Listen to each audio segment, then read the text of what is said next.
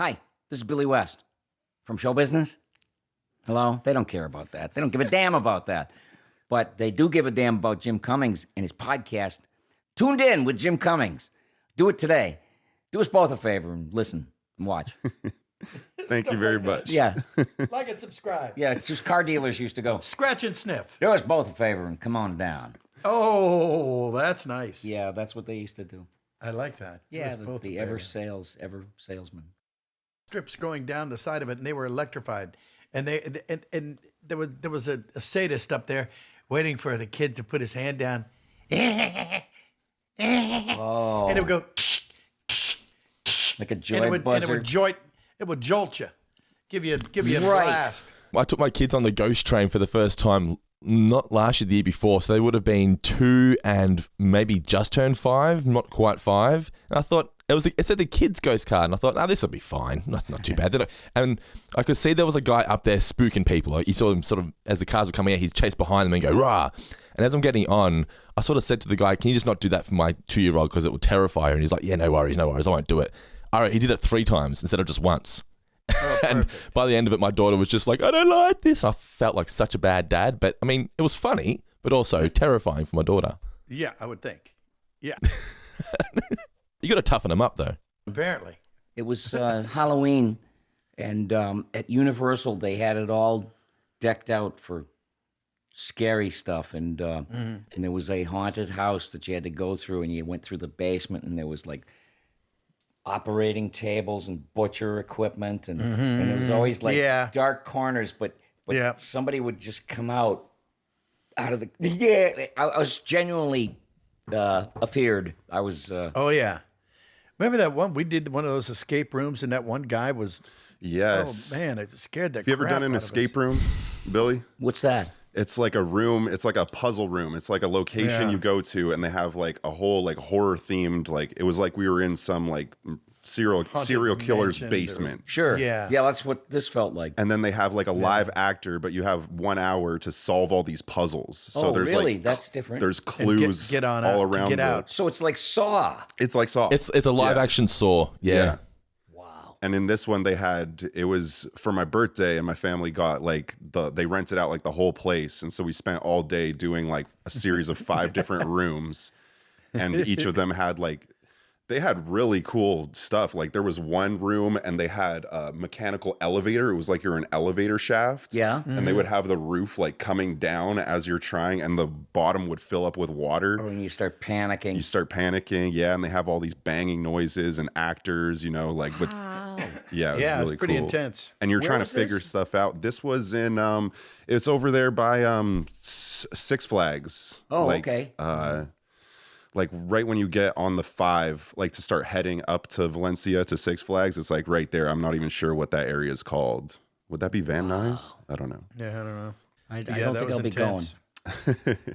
But they have like not all of them. That's like the most intense one. But then they have like ones that are like Jumanji themed or like Yeah, futuristic themed. okay. Like they all have their different themes. I love that. Yeah. Matrix themed. We used to go on Nantasket Beach in New England. boy, yeah, Nantasket. they- Boy, that's New England. They had at Nantasket Beach. They had Paragon Park, and they had a ride called the Double Decker, and it was a spook house. And they pulled all the tricks. Like you're in the dark basically, and the car is rolling along, and there's people behind you and a couple in front of you, and all of a sudden they squirt water from the sides. Where you go, Yes. and then they had like this silk shit hanging down in the dark so that it would just like brush Barely touch over you, you. yeah. And Felt like all the moss, tricks. Spanish moss. Yeah, all the tricks.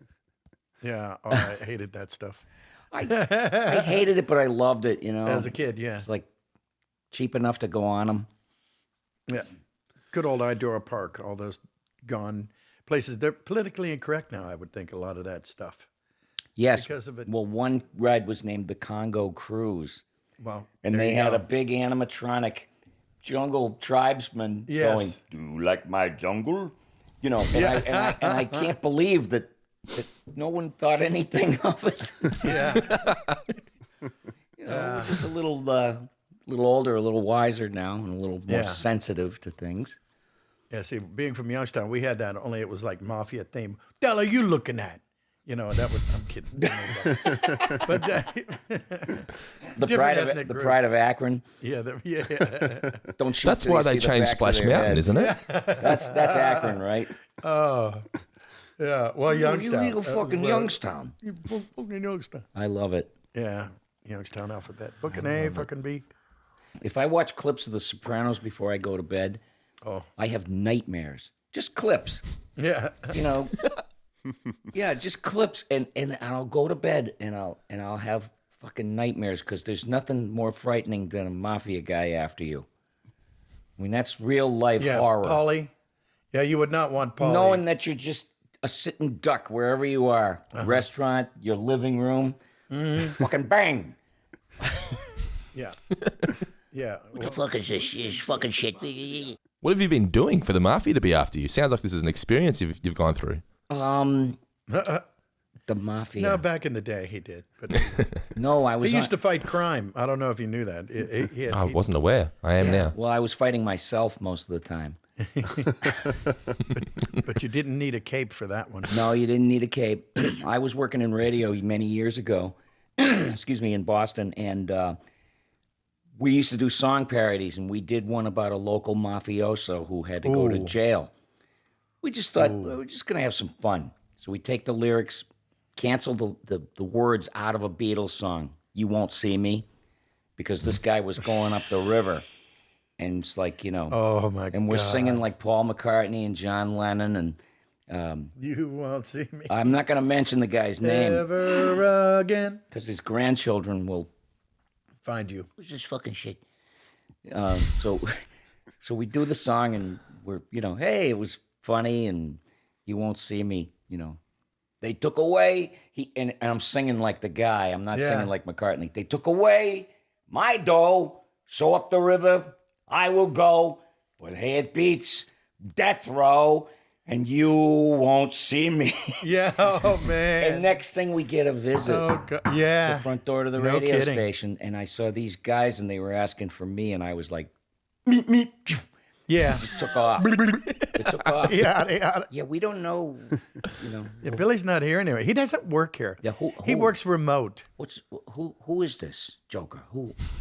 Oh, yeah, I still have nightmares. Welcome to the Mafia Hour. If you're just tuning Yeah, in. yeah. Yeah, should we be, are we on yet? I don't think we are. Why not? This has been fun. Yeah, are we? Good. I was thinking, should we can be. Somebody said Or do you got to talk do for an hour. I can't do that. I can talk for 4 hours, but I can't talk for an hour. That's right. I feel like the audience wants an official Jim intro, so take it away, Jim. Get us going, then we can sort of just go for it. There we go. Okay, everybody. Meanwhile, back at the ranch, here look we at- are. Look at this camera. Oh, Jim. where I'm looking at the wrong. Why am I looking at Brendan? Anyway, yeah, here we are. Special anniversary edition. World famous Tuned In with Jim Cummings and starring Billy West. Yay, I'm happy to be here Hey, with you. my pleasure. Happy to see a lot of you these days. Don't forget, super engineer Chris is here, producer, As always. producing, and Brendan's down there somewhere, out and about. Hi, Brendan. Down under. And yes, indeed, down under. Oh. So yeah, and anniversary. You're here. We're back. was here we're a year we're a ago. year old. We're a year old. It's been a year since I Yeah. sat here, and I weighed 185 pounds. I can still see the dents in the cushions, so I know that this is where I This sat. is where you sat. Yeah. Yeah. Oh, I hate when that happens, when I gain all that weight. And then I look at pictures that people take at the shows, and I go, Yeah. Jesus, you know, I Yeah. look like, what do they call that, a blivet? Who dat? Blivet, Oh. which is 10 pounds of shit stuffed into a 5-pound bag. Wow. You look like a blivet. Yeah. Oh man. That's yeah. That would be tight. I don't know what that is. It's German, Midwest, I don't know. Yeah. Blivet. It's unsanitary. It sounds British. Whatever it does. Yeah, it does actually. You blivet. So how's it been this past year? How's that? That's a pretty good question. I'm glad you asked. I'm in good health. Ah. which is, because you got to keep checking stuff. Yeah, you don't want to be bliveting. No, I mean, I stay up on all the mandatory old geezer tests that you're supposed to Okay, have because I good. want to know every little fiddle faddle. I'm not like these guys that's like, I'm looking at a colonoscopy. I don't want to know what's going on up there. Oh, yes, you do. But they're like, You don't want to see it, but you want to know. you got to know if you've got these polyps that are going to attack you. And the thing about, not that I'm a medical expert, but the thing about colon cancer is once it's detected and they tell you have it, you got about 7 months to go and you're gone. Oof, that's right. That's true. Fast. It's stealth. Yeah. Yeah. Yeah, but now I got a question for you. Yes. Would you rather have, like, let's say, you take a test, you blah, blah, blah. Yep. And at that point, the doctor says, this guy's got 12 months, tops. So do I tell him, come back in 11 and a half months and tell him then? Or do I tell him right now Make 'em and sweat give him it a out year? for 365 Yeah, days. give him a year to reconcile, to call people up, go, listen, I'm sorry, I really do have your lawnmower. Or, or whatever, whatever the, what do you do? What do you do? Do you take that time? Do you make amends? Or do you, If I I don't were know. the doctor, I would say, I got to at least give him time to get his affairs in order. Sure, You know, yeah. that's unfair. I mean, to leave everybody Oh, yeah, hanging. It's like, absolutely. does he have an estate? No. Yeah. Not going to buy any life insurance at that Did point. he have that's any for sure. money? No, he never had any money, so I don't expect anything.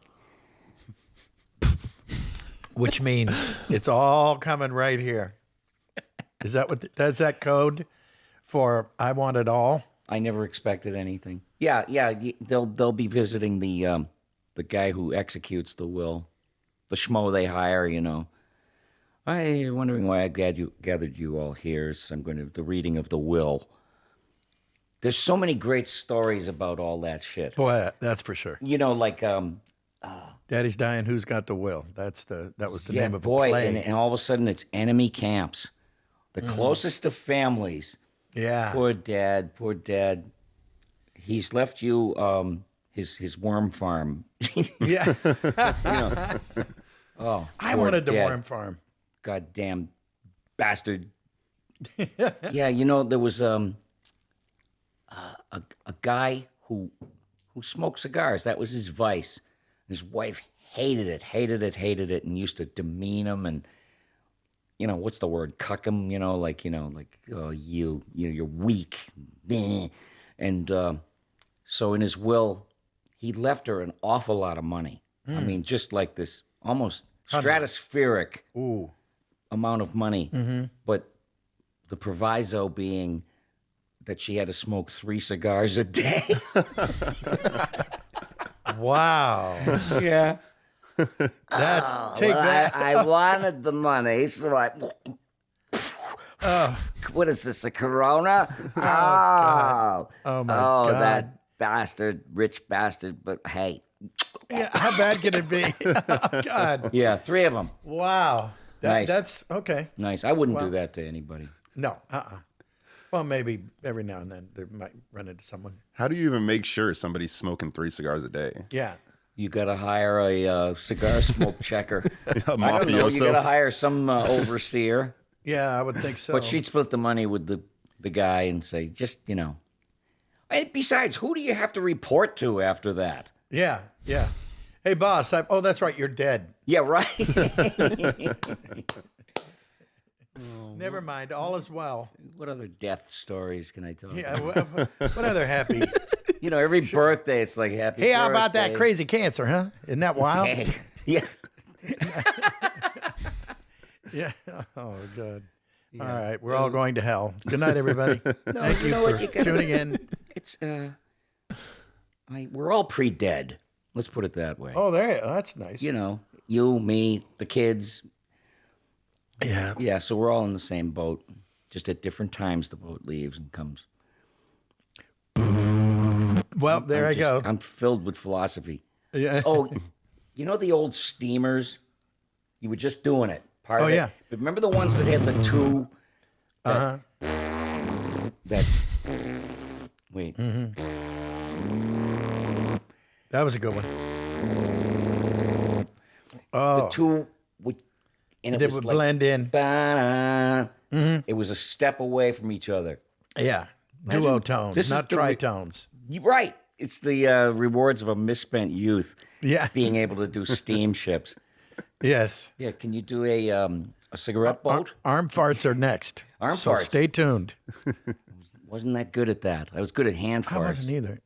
Oh, yeah, that's true, huh? Oh, I would just sit in school. No, this. Oh, I used to do that on the Stern Show Yeah. if I was doing a bit and a joke died, and there's Yeah. dead silence. I'd go, yeah. yeah, his joke sucked. His joke laid an egg, so he did. Yeah. You know. What else is in the news, Robin? Yeah. That was a heck of a time for you, wasn't Yeah, it? That yeah. was, that had to be. It was. There's You no know, money just, in it, Yeah. but But it was notoriety. It was the kind of funny, like when you're with your best friends, all the cut-ups that you know that are funny, you can count on them to just bust you open with laughter. Yeah. It was that environment where you just like you couldn't believe you were almost high from laughing every morning. Every morning. Well, that's a great problem to have. No, and I the thing about laughter is it's so good for people that that's no secret. It's like you can heal with laughter. Reader's Digest wouldn't lie. No, they would never lie. It was said laughter is the best medicine. I remember they had that Oh one yeah, page. and they'd have some jokes. Yeah. Is there a Reader's Digest? I don't think so. No, anymore. and the jokes were so terrible. You say, Nobody reads. "I'm gonna die. This is not medicine. This is Yeah. it's gonna help me into the hole." So To get to the what? Other side. Come on. So what's Billy talking about, Robin? I'd be like, Oh, Howard. what else is in the news? Any story would be like it was it was like Howard would give me a signal like, what's that? My friend I think has something to and that was a cue to like do some stupid character, something, and he'd be like, and then if I got rolling and it got raunchy or a little too crisp around the edges, he would say, "All right, that's enough. I'm going to throw your ass out of here." And I thought he meant shut up. And he was going like, "Keep going." Oh, yeah. Yeah, Well, he'd say, "No, that's counterintuitive. keep going." Yeah. But he'd have to play the You referee. had to play. Yeah. Have Was your there a little difference code between your words. relationship, your personal relationship with Howard, and your business one at that point in time? I didn't look at it as business because there was nothing at stake. Yeah. I mean, I showed up for work. Especially if you were doing it gratis. Well, it wasn't free, but I have to Yeah. always disclaim by saying I came to New York. I needed a job. The guy gave me a job. I can't badmouth him. Yeah, that's right. I never could. He gave me a job, and to me that was important. But after spending time there and after ripping it up and blowing the doors off the place, I'd go to look for a raise, and the general manager wouldn't talk to me. He'd be like mute. Yeah, he was Automaton. short arms and Yeah, I'd just pull. I'd come out of that studio after dismantling it, and the general manager would go, "Hi, Billy." Like I was there through some error in my favor. yeah, And how dare you ask for money? yeah. No, how dare you? It's like so. So I asked for a raise. Nobody was talking to me. Talked to Howard. Talked to Mel. Talked to Tom. Talked to Franny. Talked to Zooey. Talked to Winnie and Tigger. I don't know who. Somebody. Yeah, somebody. And they weren't getting back to me. And I said, you know what? I got to get out of here. I said, I told Howard, I said, Howard, this was my last day. And I didn't give anybody advance notice. I just knew that it was time to go. And I just said, listen, if I stay in the part of the pool where people pee, shame on me. It has nothing to do with anybody else. It's like I can cry about money all I want, but you have to get out of that 3 feet of water. The warm spot. Yeah, the yellow spot. And he totally understood, I'm sure. But Yeah. because he was nobody's fool. Nobody ever stuck him up. Yeah. That's Stick for him sure. up. Yeah. Yeah, he never. Well, you and then you went right from there to California. Or Not too long afterwards, I I rented a place in Coldwater Canyon. And this is right at the time I met you. This was 95. And we were doing Project Geeker with Ginny McSwain. Yeah, yeah. And there was Big Brad Garrett, Charlie Adler, Kevin Michael Richardson. Yeah. I forget the lady. Yeah. Oh God. No, forget. it wasn't Tress. It wasn't. No, she wasn't. She wasn't a notable as far as voiceover. Yeah. And I think I'm trying to think of who. Well, it was me sitting there, and yeah, and I had just moved to Tim Curry was in and out of that, wasn't he? maybe, maybe. I think so. He's such a charming man Yeah. and God bless him. super talent. But yeah, that was a weird one. Project Geeker. Look it up, folks. It was this sort of. It was like an android, or He was like an android that was super smart, but he was like, his tongue was hanging out of his mouth and he was frothing, so he was like a savant or something. I Yeah. don't know. I don't want to use the wrong word. Were you talking about Cree Summer or DD Resher? Cree might have had a spot on the show. I'm looking up the cast here. It's got yourself, Charlie, Brad, Jim, Kevin, Ed Gilbert, DD Resher, and Cree Summer. They seem to be the main cast. I think. Okay, it's almost. Dee Dee had that voice. Oh, Yeah. oh, I remember her. Remember? Yeah. How you doing, kid? Yeah. Yep. And there was Jocelyn Blue. Oh yeah, yeah, yeah. She had a big voice. yeah. A big, like. Easy. No, I mean, Well, okay. no, it was like it was formidable. Yes, yes. Yeah, it would scare the raccoons out of the woods. Yeah. But that's a good thing if you're a voiceover. Yeah, it is. By the way. She had power. Very cool. I admire the women in our business, but it's so funny. Mm-hmm. I wanted to ask you. We got to talking the other day. We were doing a show on the road, and me and Jim were talking about how suddenly something like this that we've been working with, this microphone that we've been working with our whole life, and you don't think much about it. You just kind of know where to be, and and the engineers take care of the other stuff. You don't have to, get all nutty with it. And now it's become, microphones are so fetishized. Everybody has one. There's a picture of a microphone on everybody's business card because it says voiceover, even if they've never had a gig, Yeah. even if they've never done I've gotten anything. a few of those cards. Yeah. They've got, and it's like the microphone is like the international symbol for I'm broadcasting. And you Yeah. got to have this big caricature of a microphone and them in front of it. And it's like, Yeah. you know what? If somebody's recording you with an iPhone, I've seen these interviews, and everybody's got headphones on and microphones in front of you. You don't even need that, and you don't need a microphone if someone's Yeah. iPhoning your Yeah, that's true. your podcast That's or true. whatever. It's just like an affectation. I don't care, I mean, I just think it's funny, but But you're right about the business cards always have the big phone microphone that nobody uses. yeah, the website Yeah. has the big NBC diamond Yeah, mic, right, because right. that's a nice affectation to look at. Yeah, I actually would like one of those cool old mics. Didn't you? so- You had one, didn't you? Yeah, You had I them. have got one. Yeah. Because Got a I'd couple see one of upstairs. those and I would just make jokes. If I saw it in the studio, I go, "This is gonna walk." Yeah. just an early warning for you Yeah. guys. yeah.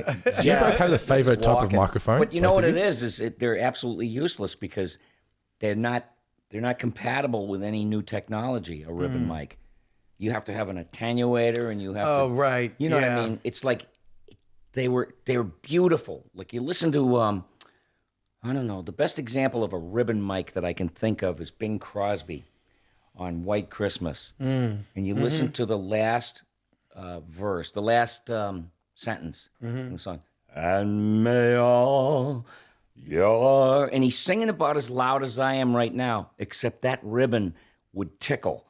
And it was the most heavenly sound on earth, the sound of a ribbon mic, because it would pick up your chest, Yeah. it'd pick up the air around you. Yeah. When I first started working for Disney and it ended up unknowingly ending up doing classic character voices. I'm not on mic. Speaking of microphones. Speaking of microphones. That thing? Yeah, that thing. But I remember they would bring, for classic characters, quote unquote, classic characters. Like if you were just doing a regular Chippendale Rescue Rangers, they wasn't like that. But for Pooh and Tigger and then later, I guess, Darkwing, they would bring a mic to the studio, one of those big old, Oh. boom, boom, boom. And it looked like it was the coolest mic in the world. Where'd it come from? They had it back From the there old days? From the old days. Oh, okay. And they would bring it back. They would bust it out, and there's these big old ribbon mics, and it sounded rich as a cathedral organ. Oh, Telefunken. Yeah, it was great. It was great. So I know what you're talking about. Corey Burton Yeah. used to bring one around. Corey Burton used to bring one. Of course he did. He's such a beautiful guy. And, Yeah, he's amazing. And it's frightening how good he is. Yeah, when I was first working with him, I wanted to run away. He was so good. yeah, yeah. Same with you. I was like, he was amazing. I better be on my toes around these guys, man. Well, same to you for that matter. Well, Jeez. but I was going to say about the the broadcaster. There's thousands of voiceover people now, Yeah, and the thing that struck me odd is that they come from a generation that wants instant everything. In other words, they want glory and fame and valor and accolades and everything, but they don't want to work for it. They don't want to put in the time. It's like, oh, you mean I got to spend like the next 10 years? yeah. But wait, I don't want getting cred. I don't have that kind of time. I'm 23 and I don't have time for this shit. Mm-hmm. You know what I mean? I sound like an old geezer, but the thing is yeah, but it's true. but the thing is that they want to, like, they haven't even done a gig and they're soliciting for students for voiceover classes. You know, I Yeah. also do, I'm voiceover, I'm this, I have a website and blah, Yeah. blah, blah. And it's like, it's all, pilot before the plane. Ooh, well, you're Cart right about before that. the horse. Yeah, there was somebody at the WB, Kids WB. I used to be the Kids WB guy. I know. And there was somebody over there that took a course from someone else over there who used to go in. And then she just decided she was going to teach. Now that, okay, now, have you ever done? Oh, no, but I've worked here for a long time. And what do? I bring shit around to other people who need shit. Well, I don't mean shit. Yeah. I mean like stuff. Stuff. accoutrements. Yes. Appointments. Yes. I'll play devil's advocate to that point You? because I will. Okay. And Chris used to bring around shit for people. so I was a football player for most of my life, right? No. Yes. How old are you? I mean, you're like 9 feet tall and you football player? Yeah. Hard to believe. And Get I out. played in college, all through college on scholarship and everything like that. And I would kind of get frustrated by coaches who had never played. When somebody coached me, I'd be like, I'm already playing at a higher level than you. Yeah. Like what? Because especially if you never played. What can you really tell me? You played Yeah. at some piddly dunk, high school, and that was as far as you went. You didn't even play at that high school. Yeah. Like I already have more experience So than they you. were like fakers and imposters. But Well, and then I got into a football coaching position, and then that's when I realized that coaching itself is a different skill set. You see everything from a different angle, and maybe you can motivate somebody who has the talent, or how to coach and guide them who has the talent to bring out a performance that they wouldn't have gotten to otherwise. Right. So the reason I say that is, could it be possible that a voice coach maybe has the knack for that rather than the talent for the voices? Maybe they can bring something out of somebody. The old school yeah. teachers that were also directing us on a lot of the cartoons, they knew their stuff. They could also get in the driver's seat and carry on, like in the grand tradition of great performances. Yeah. Yeah, they weren't pretenders, I think they cared about instruction and pointing people in the right direction and trying to get you out of yourself so that you're thinking on different out of the box levels. And I had, you're supposed to be inspirational. There were directors that just can make you feel like you could do anything, and they were counting on you. Yeah. You know, and Now, do you have some names that you can share? Maybe someone who was at Hanna-Barbera? Hanna-Barbera, Andrea Romano, Yeah. Yeah. Was Jenny Swain one of them? Jenny McSwain. Jenny McSwain. They Jenny were McSwain, rooting yeah. for And you. Gordon Hunt was Yeah, he was. Helen Hunt, the actress. Yeah. Her dad. Oh wow. Yeah, he was one of the early ones. I remember when Sue Blue Sure. was inspirational. She would the story about her is that if you were auditioning for stuff, she would give you the feel good, like, looks good, honey. Oh, yeah. You know, Yes, I remember that. think you got it, honey. Oh, honey, that was good. Oh, I love Looks that. good. I think you're gonna I'm get saving it. that last one. I'm gonna take the last one, put it first. and it wasn't disingenuous. And it wasn't. No, she But was. She was rah rah. But then you didn't get it, and you're going, well, wait a minute. I thought, well, somebody was a little better. Oh, okay. But I mean, you know, but it was positivity. it was very much so. Oh, I know, love her. It was like Yeah. just to keep you going. She understood the angst that about rejection and Oh, yeah. you know, a lot of people. What's it like to be in the business? Well, I don't know what it's like now, but because they'll take you if you have 250,000 followers on Instagram. Oh, Then they that's want right. you Yeah. because they think they got a built-in audience. Hollywood always has to have an angle. There's always like an angle, like a So true. Yeah. yeah. You can just like co-opt stuff that shouldn't be co-opted. Like, so in other words, art goes down the drain. Suppose the person with 250 million followers is no good and gets in a cartoon. It means the art goes downward. You know, the bar goes back down to the floor, and there isn't people trying to keep it off the floor, which is usually what our job was. To come in there and make sure it's, you know, a celeb would come in and the bar would clang to the floor. Oh God. And, So true. You know. So often. and you'd say, "Oh, that's nice. Well, he's famous, so, you know." But I mean, the art suffers because of that thinking. I think they're getting away from that. Because Yeah. they realize, wait a minute, you got to deliver for these audiences. Yeah. Well, the thing is, people can't see you making that face like. Yeah. I Yeah, mean, yeah, they yeah. can't hear it. Right. You can't hear a damn thing. What's going on there? Well, he's making that face. You know, the one he made in the episode that he was on TV, and it says doesn't translate. Yeah. They're not all Tim Curry's and No, and I Ron want Perlman. I want to see people succeed, but I also try to give people advice. Like, you can sort of tell when someone asks you, "How did you get into it?" or "What are you doing?" And I always tell the truth. It's not, I mean, it was beyond my wildest dreams to be one of those kind of people that I had such a horrible childhood that my friends were the TV and the cartoons, and I felt safe, and I was happy, which was very rare, and it was beyond my wildest dreams to ever think, you're going to be one of those people. It just no. It was just like trying to explain a desert to a polar bear. It's like no, it's. When did you know that you? Because for me, I have a different angle on that. We same talked thing. about this, yeah. But when did you say? When did it pop into your head that I bet somebody's out there making a living doing these cartoon voices. I want to be one of them. I didn't think about making a living. All right, keep from starving to death. That's the way I.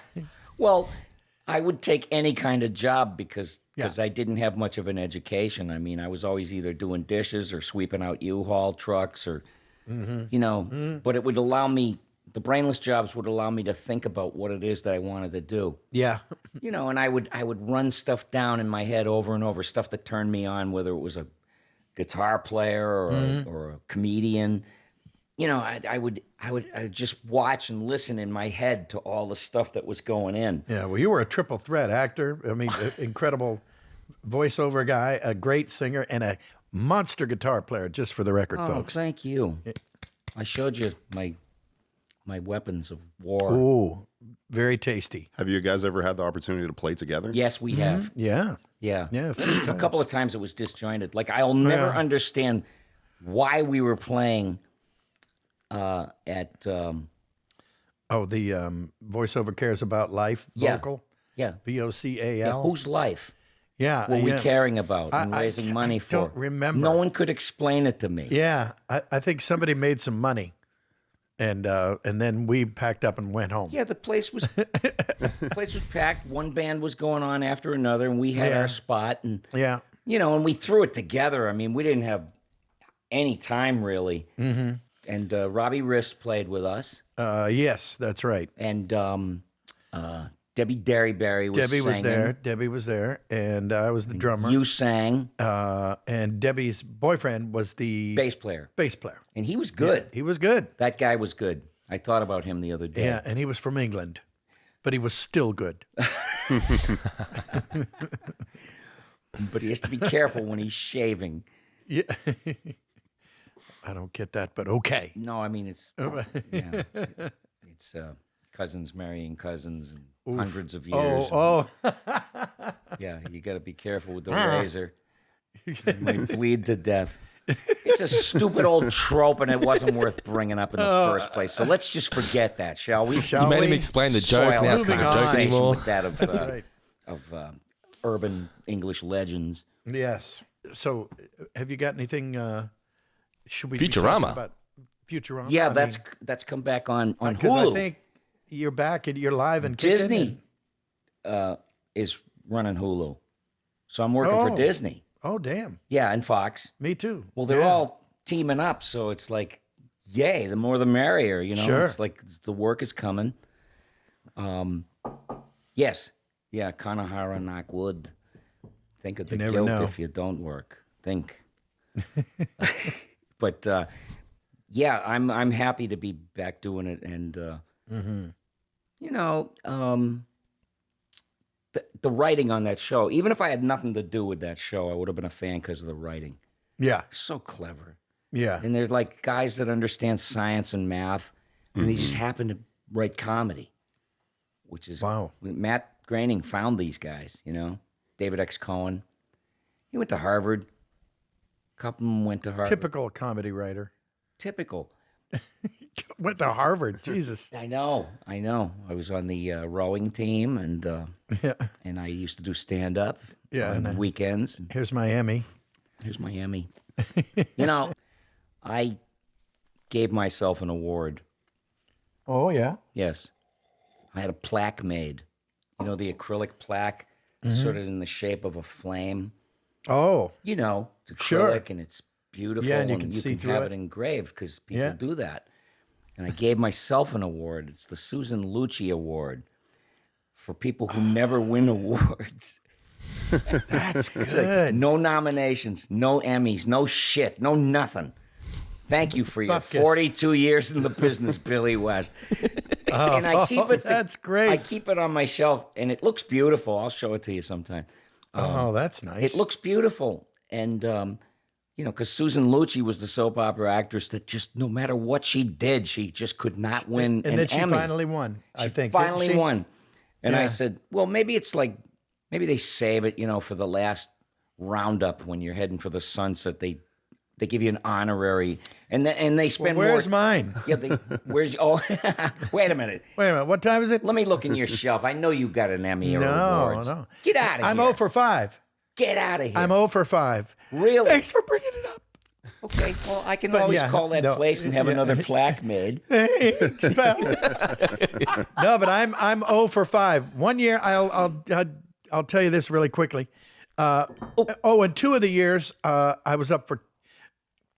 One was Pooh and one was Tigger. Mm-hmm. So you'd think 2 out of 5. Pretty, not bad. You're 40% of everything. Then the last time they didn't know, but I was one. I think it was Darkwing, Pooh, and then Hondo Onaka, which was my Star Wars guy. Wait a minute. So you were up against yourself? Yeah. Oh yeah. And then they found out that somebody said, "Wait a minute, they're all the same." Oh, well, screw that. And they got rid of Hondo.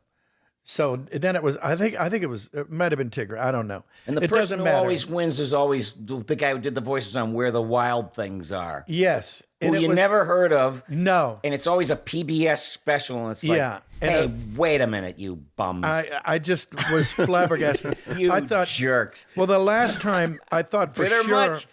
Yeah. Well, I thought I was going to win for sure the last time because 5 times.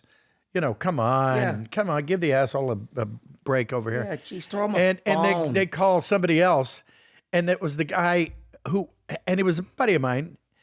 He's no longer with us. I won't even bring his name up, but he won, and he was in 2 shows out of whatever the series was. I don't remember it, but of course I was the title character in one of them. And blah blah blah. Didn't matter. And he won, and bless his heart, he went up there and he goes, "I can't believe they gave me Jim Cummings Emmy. I can't believe it." Wow. But Jim, this is for you. How do you like that?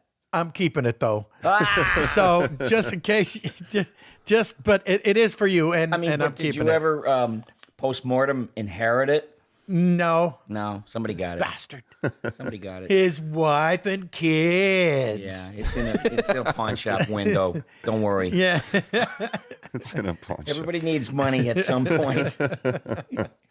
Anyway, that's my story, Hey, and kitty I'm cat. sticking to it. Oh yes, Look at that good kitty cat. yes, Hi, cat. yes. Hi, That I'm a is friend. Kaya. I'm a friend. Yeah, well, I'm pro cat. if you're lucky, yeah, he's very pro cat. Yep. You got many pets, Billy? I have a cat. Yeah, an old Yeah. cat. The cat. At least my brother lives in the same house as me. I have a big, giant house, and my brother lives there, and he takes care of the cats when I'm away. And when I come home, the cat gives me the silent treatment. Here he is. Oh, hi, kitty. Beautiful. There we go. kitty. Hi, Yes, kitty. ladies and gentlemen, Camera shy cat. our brief nature walk is over. Brief. Oh, kitty, come back. Yeah, she's I blew that take. Let me try it again. yeah. I was too uppity. I was too uppity. Yeah, so the cat waits in the doorway, and I come home from Nebraska or wherever the hell I was, and it's almost like looking at her watch, pointing and looking at me. Yeah. Hello. Yeah, where you been? Yeah. Well, dogs. Well, that's the old joke, right? Dogs. Dogs love you, and cats employ you. You work for cats. You work for the cat. But I don't mind the dynamic. I don't either. I think I don't know. I have always bonded with animals. I had dogs when I was a kid. I had a beagle named Buck. I used to share my food with him. It was like he was my pal. sure. When you're a little kid, Oh the yeah. dog is like your pal. You want him to have what you have, and That's right. yeah, I wouldn't eat his kibble, That's true. but he was willing to share it. Buck, I broke a tooth, Buck. Oh. So what the heck is next, buddy? What's next? Continuing to do Futurama. Got 2 more seasons to go. Yeah. So I know what I'll be doing till I'm 76 years old. So there's going to be 4 seasons, is there? Oh, 4. I think total maybe 3 or 4, but you play it by ear. You just, I'm just happy to hear from them, and I get that. I think I probably mentioned it the last time. I have that journeyman immigrant mentality. I'll just keep coming in until they tell me don't come in no more. Yeah. Yeah. Absolutely. You want a paycheck, but Yeah. the guys and I got together and we decided that you're a schmuck and you're out. Oh, okay. Just that easy. Just that Notice how simple. that guy was Irish for some reason. Yeah, they're all Irish in my head. Yeah, they're all like the ghosts are up there going, you had a chance to work for 18 hours a day and you didn't do it, you schmuck. Oh, Yeah. You had a chance to work for 18 hours. yeah, you had that chance and you blew it. That's so true, huh? Yeah, well, I think I might have told you the story maybe last time, a year ago, about how my relatives would, they'd work insane hours and they'd go right to the bar after work, to cool off and have a Frosty. And then they would stay till closing time, and instead of going home, they would go to work and sleep in the doorway. So Ooh. that they wouldn't miss a day of work. That way you I'm were talking there. about the 1930s. Yeah. So I'm not missing a day of work. I don't care if I have a headache. A migraine of the heart and bowel is not going to stop me. That's a hell of a migraine, by the way. Sure it is. Yeah, and it was an old from a passage like A migraine of the yeah, heart. the and bowel. alcohol, Madam Bottle, gives you a migraine of the heart and bowel, but it's enough to lead a wagon load of sober prosmen straight on to the booze. One of the favorite things you remember you saying was you were at a funeral. Oh, yes. And one of your uncles, they were sitting there, and you were like 7 or something like that. Yeah, at a wake. One of them pulled out, at a wake, one of them pulled out a flask and said, "Say hello to the devil." Put it down. Meet the Right? devil. Meet the devil. Yeah. I said, meet the devil? Meet the devil. You gotta know him now because you're gonna run into him later on. and no truer words were spoken. Yeah. They were all tight-lipped, those guys. Like, Yeah. don't tell anybody. But Oh, but yes, yes. I gave you a shot. Yeah. Yeah. You don't tell anybody. I had that uncle Don't too. tell mama. Yeah. Oh my God. Yeah. Yeah, what happened? You had somebody trying to. Oh yeah. Get you yeah. soused. Oh yeah. All right. Just a little. That's it. Okay. All right. One more. Put hair on your That's chest. it. Put hair on Okay, your but chest. that's the last one. Yeah. Put hair on my chest. Everything put hair on your chest, and all food would stick to your ribs. That's right. That's slop. Irish are not known for their cooking. No. Corned beef and boiled dinners. And Well, yeah, we used to joke around because we had Tobaccos and Bassianos and then Connors and then Cummings and then, McGill anything. Yep. And I always, we had a sort of a running joke that the Irish and the Italians would always marry each other. yes, Because they didn't have to switch churches. yep. And the Irish finally got a good meal. I'm laughing my ass off 'Cause it's true. Because it's true. Yeah. I had a friend who his father was a police lieutenant in the Boston Police Department, and their last name was Pagarulio, and the kid Whoa. was my friend, and he was affable. He wasn't a musician, but he was just like a nice guy, and I hung around with him. Mostly I knew musicians, but I went over his house, and I was sitting on the stoop waiting for him, and the family was in there all at the table having something to eat. And the father was like, he just was, he knew something was wrong because there was somebody that was nearby that was not at that table eating. So he took it upon himself to lean out and go, "Hey, kid, get in here." And he's like, throw me down, load up your plate and everything. Yeah. Now, when I would go visit my Irish friend, I'd be sitting in the parlor and they'd be in the kitchen. And the father, sensing something is wrong, leans out and just goes, "You don't want nothing to eat, do you? Yes. There's only enough for us, Yeah, that's right. Consider yourself some sort of intrusion. Oh, God. If you're Protestant, it makes it worse. Yeah. Oh, God. My dad had a variation of Am that. I going to get killed for saying these things? I don't think so. Bunch of angry Irish people going, Well, what are you doing telling the truth? Yeah. Well, my dad, God rest his soul, he would say to my friend, "Hey, Dave, you want to stick around for dinner? We're going to cut up a dead chicken. You like dead chicken?" And I was like, "No, I'm good, Mr. Cummings. Thank you." Oh, God. Good. That's Got rid of funny. that little asshole. That's Yeah, funny. We're just remembering all old stuff. Yeah. People are going, when are you guys going to do some voices? Well, No. Save I that for heard the that- end. Oh, that was one. no, I heard that Disney was going to bring back this one show that I did for Nickelodeon. But Disney bought it after I did it on Nickelodeon. Oh, Doug. Doug. I couldn't do business with Disney. They wanted me to do more work for less money, and I said, I wish you nothing but the best. And seriously, Or at least nothing. yeah, and they were sending deal memos and those old faxes that were like scrolls. They'd roll Yes. up. They were like, And they smelled. and they were paper thin, less than paper. It was like tinder. Wafer. Yeah, and so I just said no, I can't. But so they replaced me with a couple of guys, and I knew one of the guys, and he was a good guy. I didn't care. I don't give a Backstabbing bastard. I don't give a fat frog's ass who does what, to tell you the truth. I really don't. Yeah. If you get it, you get it. If I didn't get it, I didn't get it. And it's like, okay, Oh, yeah. let's move on.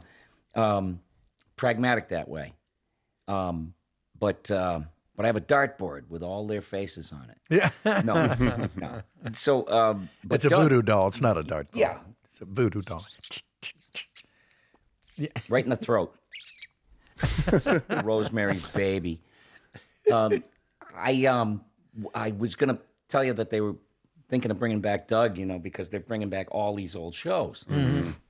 I don't know about stuff that We'll see. You have ongoing, right? With your legacy, some. your legacy characters. Oh, well, yeah, I guess, but they're not really working that much. Well, you did a whole movie. Darkwing might be coming back. There you go. There you go. That's the trend. That's the trend. And classic stuff. And luckily, we're still around. We can still do it. But they were going to bring back Doug, and I said I would do it if they called, but I don't think they'll call me. I don't think so. And then I thought, and then kids still love the Nickelodeon Doug, and they come up at the shows, and I have pictures of him. And I said, you got to remember, they're 30 years older now. So I had this scenario of, we know that the good kid is going to grow up to be a pillar of the community. He's going to run for alderman, or he's going to be active in the church. He's going to be upright and forthright. And the bad kid, of course, we all know that they are the wind up dead or in jail. We know that. Mm-hmm. The kid who razzed you, the bully. And in Doug, the bully was based on somebody that used to bedevil me, and the way they drew him is his nose came to a point, and his hair was pointy, and his shoes were pointy, and it was just like, so I used to do like in A Christmas Story. Yeah, the you bad kid. loser, funny, and he had that adolescent squeak, and and Doug was just gentle and mild mannered, and I remember being more like him because I did my P's and Q's. I was too afraid to misbehave. And so I said, they're 30 years older now. And they said, well, what do you mean? I said, and then Doug would always preamble something in his journal. Dear Journal. And he would tell you what happened that day. Dear Journal, today I blew up a courthouse. Well, they're 30 years older. You don't know how it's going to turn out. Yeah. So he's in the courtroom. Oh, Jesus. And Judge Roger Klotz, the bad kid, becomes the judge. Or a cop. Yeah. Or a cop. Order in the court. Order. Oh, look who it is. It's Funny, you loser. I knew I was going to see you in here one day, Funny. You're going to jail, Funny. No. Yes, you're going to jail, Funny. You're going to be someone's bitch in jail, Funny. What do you think of that? Oh, no. And I'd look at these kids and I said, oh, Jesus, I just ruined their childhood. Yeah, but it was fun. But they had fun. But I mean, those things can happen. Yeah. I just don't know how Especially they'll... the jail part. Yeah, they won't bring them back. But on Futurama, a couple of the people have moved on to actually have children. Oh, I thought you said jail sentences. No. No, the robot still hasn't gone to jail. The robot. The robot, that's right. Yeah, because That was how it was pronounced in an old... In sci-fi. In sci-fi. What do you make of this murderous robot? Yes. Oh, God. In 1940s, scientists would be like, this is It's an a robot. insane, maniacal robot. Yeah. And I thought, robot? Oh, God. the hell? We are So- so the same age. All those weird things that hit me like that and stuck in my head, apparently stuck in yours too. Yeah. We're watching the same shows. Sure, of course. Like the Bowery Boys and all Well, there those was guys. nothing and- else on. People have no idea. There was no choices. There was 3 channels. Yeah, 3 channels. One of them was watchable. And maybe there was a 4th channel, maybe public television, Yeah. if you had it. Yeah. But there was 3 And- channels, and they all and went you off. didn't want to go near it No. because it was all Education. Yeah. It was 2 people sitting there talking about accounting. Yeah. Wow. Or William F. Buckley's firing line, this persnickety, pompous ass. Yeah. Yes, why do you use all these big words, Mr. Buckley? Well, why do they bottle champagne when so few people drink it? Yeah.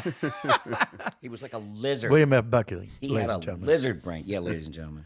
Yeah, in case you didn't know. In case you didn't know, how would And anyone you know? didn't. How would anyone know? Yeah. But we do. Billy, I wanted to ask you, you just wrote a book recently, correct? Yes, Can you talk about your book I can. and where yeah. people can find it? Oh, okay. I just signed a publishing deal with a big publisher, Abrams.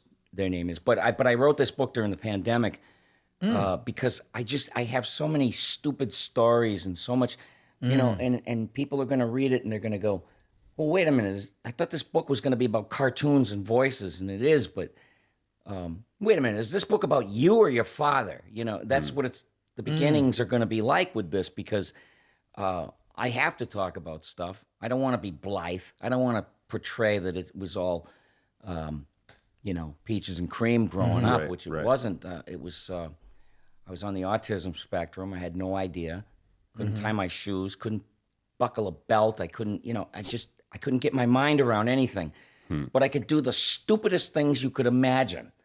You know, like doing robots sandals. and flying saucers, and you know, and a teacher said to me when I was doing little children's voices and like these big announcer types, because I loved the big dumb announcers we listened to when we were growing up. This conclude, that is all. Yeah. You know, big dumb announcers. Yeah, yeah, And I loved it when they fucked up. Excuse me. Yeah. But yeah. I just had such a hard time. And a music teacher heard me one day and he said, "Don't do that." And I was like, "What? What do you mean?" And he goes, no one is supposed to do those things. Like, as if I were like possessed by a demon or something. He was going to exercise And what were you me. doing? You were just doing a character or Doing something? little children and Yeah, flying doing stuff. saucers Sure, yeah. and, you know, noises. I mean, I'm not like a noise guy like Michael Winslow, but I could do a few things here and there. Yeah. You know, ray guns. Yeah. I loved space. I Oh, loved God, yeah. anti-gravity anything. That's ruled my world. Can you name this sound effect from a famous TV show?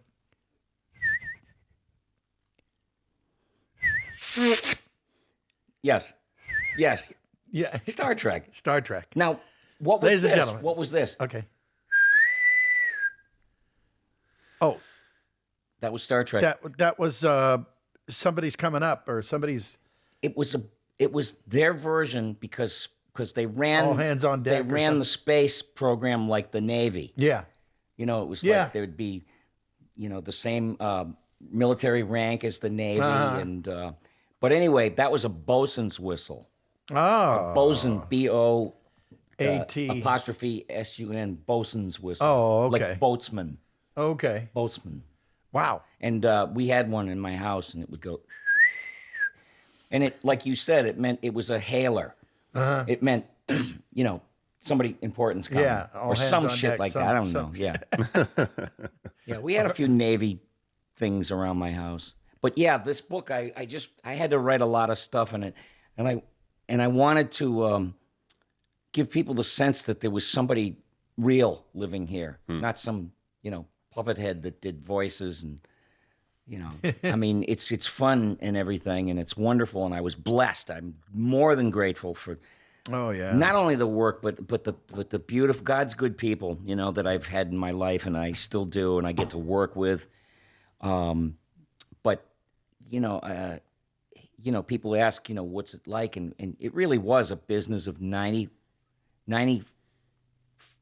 90% unemployment, and your job was looking for work. Yeah. You know, Yeah, that's a good way to put it. yeah, and you know, and if you know that going in, and you can get over that part of it, Yeah. But Yeah. we, I don't think either of us. I think I have a sense of you speaking about it. Is that it kind of chose you. It wasn't like you went, "I'm going to do this." I mean, maybe one day you did, but coming up, it's like all the vibes Yeah. pulled you in a certain direction. Yeah. And one thing systematically led to another. Yeah, Organically, absolutely. right? Yeah. Oh, yeah. Yeah. Well, that's how it was for me. Because I was always singing and annoying people with my voices, and but I will say this. I've said it before. I don't want to overdo it, but I remember I was 5, and we're watching a Jack Benny show, and Mel Blanc was on there. Mel Blanc. So. Yes. And my dad, he says, "You see this bastard?" I said, "Yeah." Everybody was a bastard. And I said, "Yeah." He goes, "His name's Mel Blanc. Now he makes all those voices like the Sylvester and the Bugs and the Taz and all the that you watch on Saturday morning." And I just thought to myself, I remember clear as day, well, he doesn't have to stand in the corner for being weird. I'm going to do that. I'll do that. Whatever that is, I'll do it. You made your own executive decision. Yeah, and I was 5. I didn't do that, but I longed to be close to it. I longed to be close to comedians. I longed to be close to voiceover people. Yeah. And just be barely aware of what it was really about. I was enthralled with the work. And then the people who did it were an afterthought in my head. Because I had that suspension of disbelief. Whenever I turn on the TV, I'd be like, oh my God, why is this so good? Why does it give me longing? Like I'd be, after it was over, I'd feel desolate. I'd feel like, there was you could never know if anything was going to be replayed. Like if you saw the coolest thing you ever saw in your life and in 5 minutes it's going to be gone forever, that's how you felt. Because there was no way of knowing if you'd ever see it again. That's for sure. Just no way. I mean, and you'd be left with this longing, this forlorn feeling like, I just saw the greatest thing, and you would try to commit it to your DNA, what you just saw and heard, and I remember always wanting to recreate it, like when you went to school, you say to your friend, "Hey, did you see that thing last night on TV? What? Which one? Oh, no, I didn't see it." And you'd try to go, well, it went like this, and you would wind up doing one character or another character, a spy show or lawyers, Your Honor, it was the longing to mimic what you thought was cool, to bring you closer to it. And you were still the oddball because you were one in 300 individuals that had any inkling or care about stuff like that. Yeah. Yeah, it was like, what do you care? Even back when I started doing conventions, there was only 3 of them. And I was the first voiceover guy to go and do a show. And they were at odds with that. Like, what do we need with somebody that does voices for stuff? They were like, what do we need with that? Meanwhile, When was this? This was like beyond 18 years ago. Yeah, there was only 3 shows that I was aware of. Wow. And What was it? San Diego Comic-Con, New York Comic-Con? Chicago. Yeah, maybe Atlanta. Yeah, but that was it. And and they were like, now they're all now over it's the a place. staple of the shows, the voiceover people. Oh, yeah. Yeah, anime. I don't know from anime. I haven't done much at all. Same here. And I got booked at an anime show, and I said, I think this is a mistake, because there were all the anime people that had lines out the door. Out the door, And I'm sitting there like a schmo going, maybe I'm missing out something here. Yeah, How come yeah. they don't call me to do this? And I don't know what the performance styles are. Well, you have to live in Texas, I think. Oh, to do anime? Yeah, that's where it's done. Oh, is it? I think it's done in Houston. Or is it Dallas? One of them. But yeah, that's it. You know our friend, the wonderful Christina V. Christina V. Yeah. She's marvelous, and she does a lot of anime. Yes. And that's where I kind of saw her at this anime show, and I came over and Yeah. yeah. And she's I just was listening to her, and I said, "There's something going on here that I should know about. I should know her." Yeah, she's really great. Yeah, a lot of nice people. But some people will have a character, and they just light the world up with it. Yes, because of the anime people.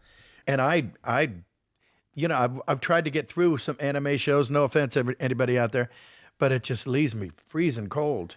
I want to love it, and I did see one. I was out of town one time, and I was getting some Japanese takeout because I was in a hotel across to watch anime, because you have to have Japanese takeout. Well, I guess no. I mean, maybe that's why they had it on in the Japanese restaurant. It was Demon Slayer. I come to find out. It's that, you know, that look, you see it on backpacks, and it's green and black checkerboard, green and black, and it's the look of Demon Slayer. Oh, And so I'm in there watching it, and I actually said, I can sort of follow this, you know, it's interesting. I'm discerning a plot line here. Well, Could but I that be? want to like stuff. I don't want to be like some, you know, guy Yeah. that's impossible to drag into the future because that, no. Yeah, you're right. Yeah, I know what you mean. You know, you gotta see why people like stuff. Like there's a trend in animation and characters. The more it looks like children's refrigerator art, the more popular it is. Yeah. You know, characters with no perspective artistically and no light and no shadow and not much deliberation, because it's not the important factor in it. It's the pace and the characters that matter, and they're just like, well, what the fuck should we're not Rembrandt, you know. Right. But I come from the old school of Disney, Warner Brothers, Oh, yeah, you know, me too. where they lived and died by how aesthetic and artistic those portrayals were, animated wise. And they had stories. And they had stories. I think that's a big gap these days. You know, the storylines aren't there. I don't know. What are you gonna do Seems about like it? for Huh? me, What are yeah. you gonna do? You're gonna What are you sound gonna like do? an old crank? Yeah. Huh? Sit there doing arm farts. Yeah. Well, that always plays. No, you know what? It's like you Yeah. make any kind of joke. I'm on Twitter a lot. There's just 100,000 people that are just beautiful. You know, I try to keep in touch. When someone asks me a question, I try to answer it. I try to make myself available. But then you set yourself up for like these mercenaries that come flying in. I don't know, these horse flies that Yeah. want to take a bite out of you. You know, Yeah. Wanna try you on for size. Yeah. Yeah. Pass. Yeah, pass. And or somebody that will just come out of the blue and insult the shit out of you, and it's like a sucker punch in the nose. And I always want to, you know, I'm like a correctional officer. Okay. Yeah, I could see you in that role. Yeah. Well, I got a role play to do anything because I got no balls. I told you. No, but I mean, it's a good writing exercise when you take on some horseflies that want to try you on for size. Yeah. It's like angry Stern Show fans that are still pissed off at me for leaving the show 30 years ago. Oh God. Yeah, I took away their fun. So some guy comes and he starts like the little innuendo, and then I say, "Oh, here it comes. Here comes the 1-2 punch." Is there any he's- tweet that's like stuck with you that really stood out and really got under your skin that's stuck with you?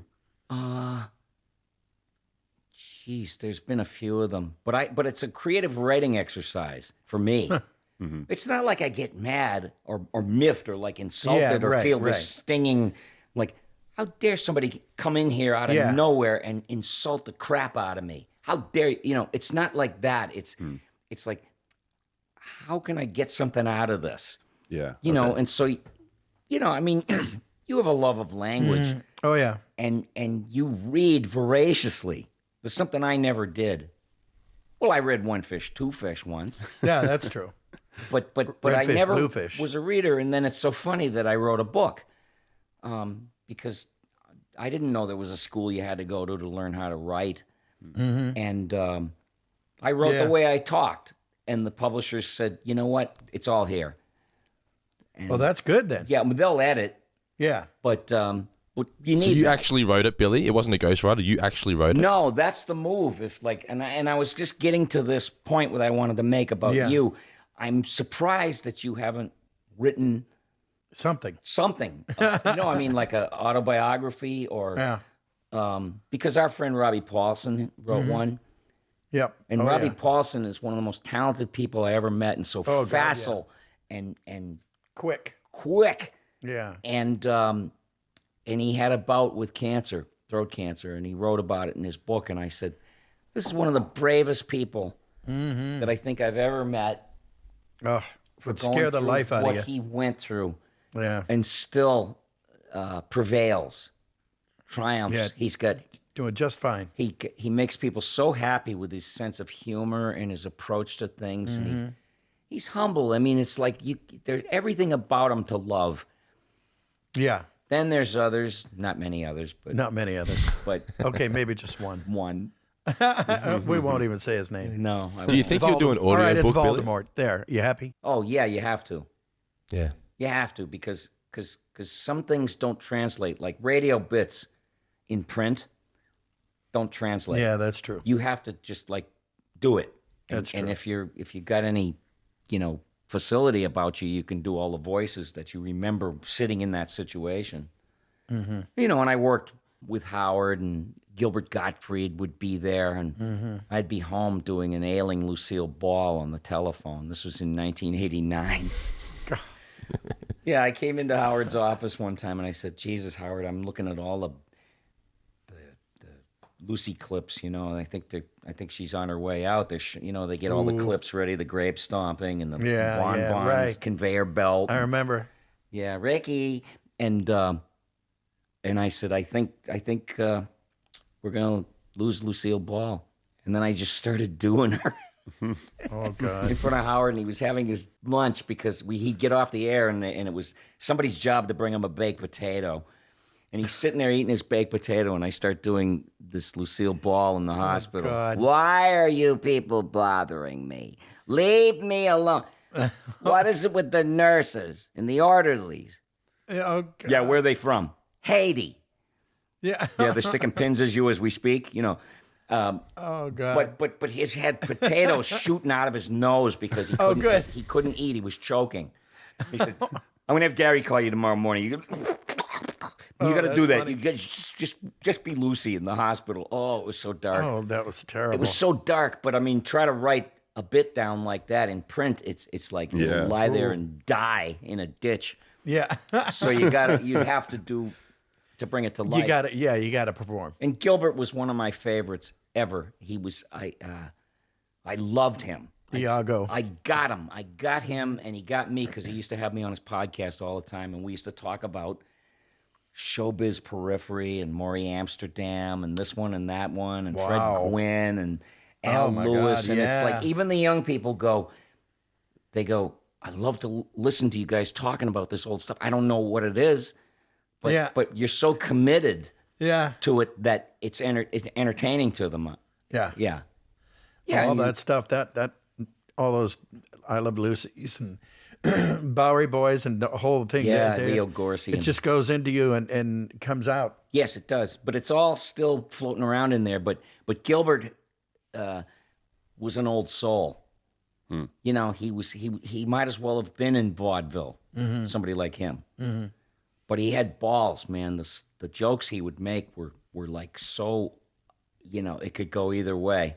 Oof. You could delight people and have them crack up and just dismantle them with laughter, or the bit would go to hell in a twisted metal fireball. Yeah. There was plenty of that. Yeah, plenty of that. And I was never afraid. I did stand up very briefly, but one thing I can say is I had no material. I used to just pull stuff out of my rear end. And, Oh, wow. and sometimes, Now that's pretty brave. well, I had no idea that you're supposed to have like 12 or 15 or whatever minutes and Yeah. pretend every night like you just thought of it. Yeah. I couldn't get with that. Yeah. I had to, whatever I was thinking about was what, That was it. And sometimes it would be great, and you'd luck out, and they'd be on your side, and you were making them laugh with just whimsy, fal-de-ra, that you didn't much think about.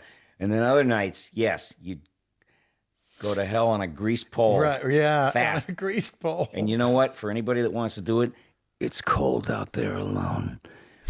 Very cold out there alone. I'll be right here. I should leave that shit to you. I'll be sitting You're on the the guy. couch. I'll be sitting on the couch. I won't be out there alone. You're the guy. Yeah. No. What's scarier for you, Billy, with stand-up? What would have been scarier, writing a bit and bombing, or just going out there and just winging it and bombing? What's more intimidating for you? I didn't have They're the both discipline to write and practice anything.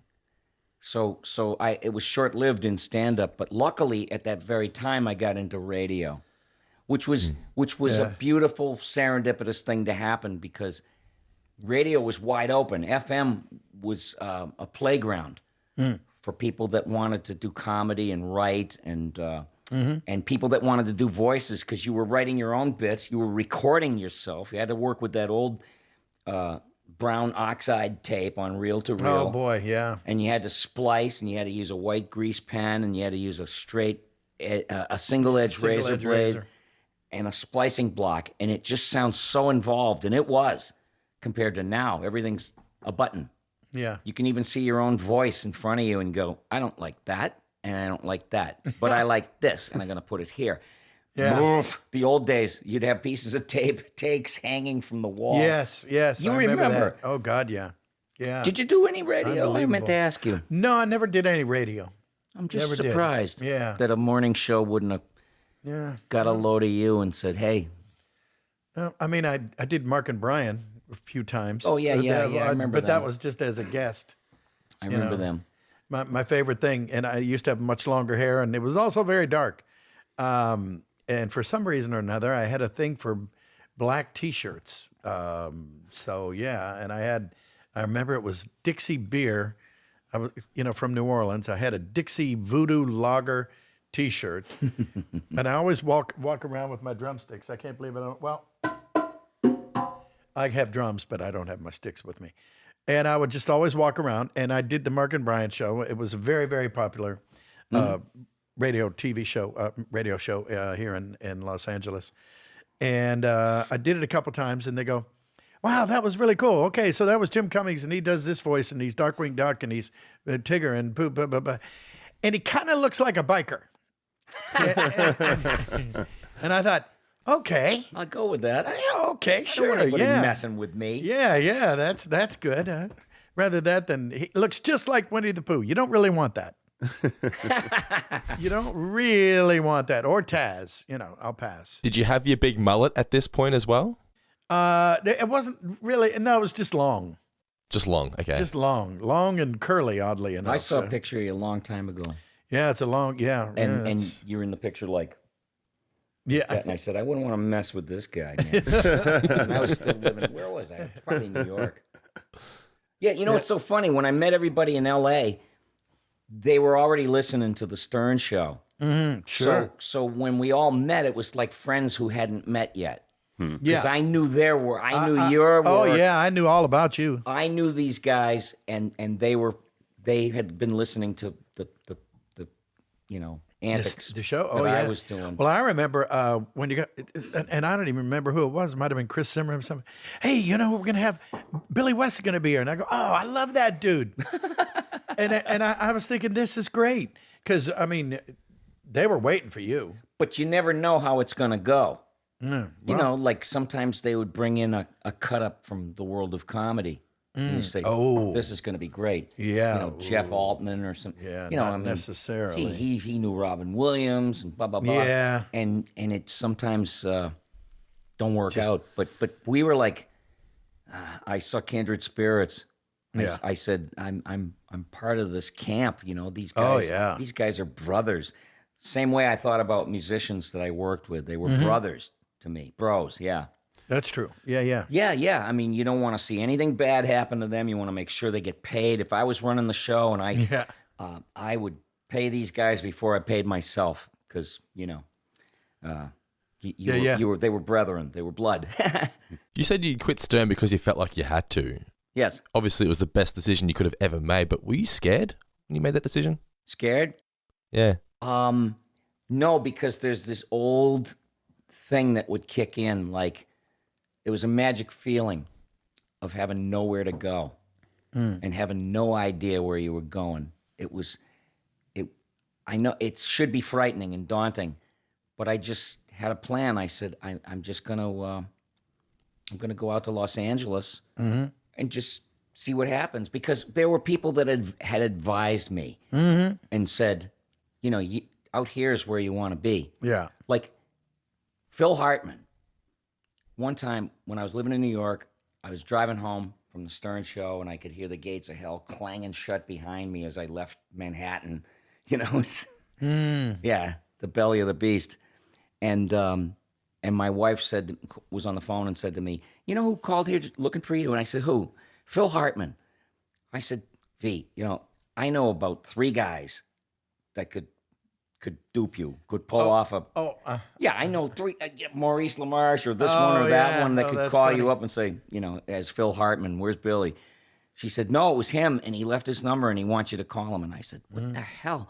So I call him up, and he's on the set of News Radio, and he had gotten my number from somebody on the set that had my number somehow. And he said, I just called to say I was a fan of yours. And I said, Wow. Well, I kind of know who you are, too. Yeah, I kidding. was taken aback. This is a guy that I Sure. seriously admired. Oh, yeah. And his facility and his vibe was just a beautiful thing. Yeah, on SNL. Saturday night. He was a monster. Yes, and you could tell he was unafraid of things. But he said, you should come out to Los Angeles because all the stuff you want to do is here. Mm-hmm. All the studios, you go from one to the other, and you really should. And he said, I'll help you get acclimated. Talk about a guy that was so generous of spirit. He was not jealous or covetous or proprietary about what he was doing. Yeah. He reached out, and I said, I want to be like that. I really do. I mean, what's the point? You don't get judged by how much success you have or how much money you made. You get judged by how you treated people in real life. That's right, yeah. And I kind of stick by that. Yeah. There's people on Twitter that would never swear to that. Yeah. He's like, he was the worst bastard. I had this image of him. I always loved him since I was 3 years old, and he insulted the shit out of me. And Yeah. Well, that's what they get. Seriously, you had it coming. Is this a Marge Shot joke coming in? No, just kidding. No, but that's crazy. Yeah. Well, do you guys think it's time to do some voice swaps? Really? Is that what you're going to do? So. I think we should. I think so. I think so. What we do, Billy, so we incorporated this into the show post because you were the first guest we ever had on. We sort of thought some segment ideas. Basically, Jim will say a line as one of his characters, and then you have to do that same line, but in one of your voices. And I lose and by vice default. versa. No, but vice versa. So You- All right, you can give me I'm a game. I'm Friday. game. This is what we're here to have some fun, and it's Yes. fun to watch me fall on my ass, undoubtedly. Yeah. So, Jim, we thought it'd be good to throw him out a Dr. Robotnik line, and then and then Billy, you say the Dr. Robotnik line as Dr. Zoidberg. Oh, I see. There we go. Okay. Okay. All right, so Dr. Robotnik, let's see. What is one of his, something about a hedgehog? Get that hedgehog! How was that? How was that? Dr. Robotnik. Ah, a Jew. A landsman. Robotnik? Sure, I came up with him. Get that hedgehog. If I only knew what a hedgehog was. I'm doing Lou Jacoby. That's pretty good. You know that, Lou Jacoby. Oh, my God. what's How it do I- like to have all that money? Oh, that guy. You know him. Yes. That's Zoidberg So and all George that Jessel, money. who has a marble mouth. Yes. We go. Hello, Mama. It's your son George. From the money each week? From the... That's Yiddish humor. Yes, from the means money like, each week. Yeah, it's the guy who sends you money. I send you money. Yeah, Oh, 'cause that's she went, oh, who? that's funny. Yes. Yeah, yes. it's a From the money each week. That's perfect. it is, and it's a Yiddishism, and which I love. I love that, John. Oh God, that is so funny. All right, let's get Billy to do one now. What do you reckon, Chris? I reckon you should do a Zap Brannigan line, and Jim, you do it as Winnie the Pooh. Okay. Okay. Is that good, Chris? Yeah, All that's right, great. but I'm not going to do a Zap Brannigan line. I'm going to do Zap Brannigan saying something Donald Trump said. Okay, sounds great to me. And it's almost like it was written for him. You wouldn't know the difference. I mean, because I used to read Trump quotes. I've seen to these, Zap Brannigan, and people said, "How do you know the difference? It sounds like it's from the show anyway." I pay my wife $1 a year and all the dresses she can buy. Yeah. And who is that? Who am I doing? Pooh? Winnie the Pooh. we thought Winnie the Pooh, but you can do someone else if you want to.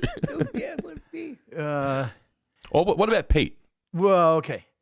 I pay my wife $1 a year and all the dresses she could buy. Or that I could fit into. It's still funny. Oh, God. It's still funny. But real Zap Brannigan line is because he's trying to be such a big macho guy, and, Yes. and he wears a man skirt. Yes. And they told that me, what that is? Yeah, Ooh, man skirt. okay. Yeah, I mean it's just so. And it's not a kilt.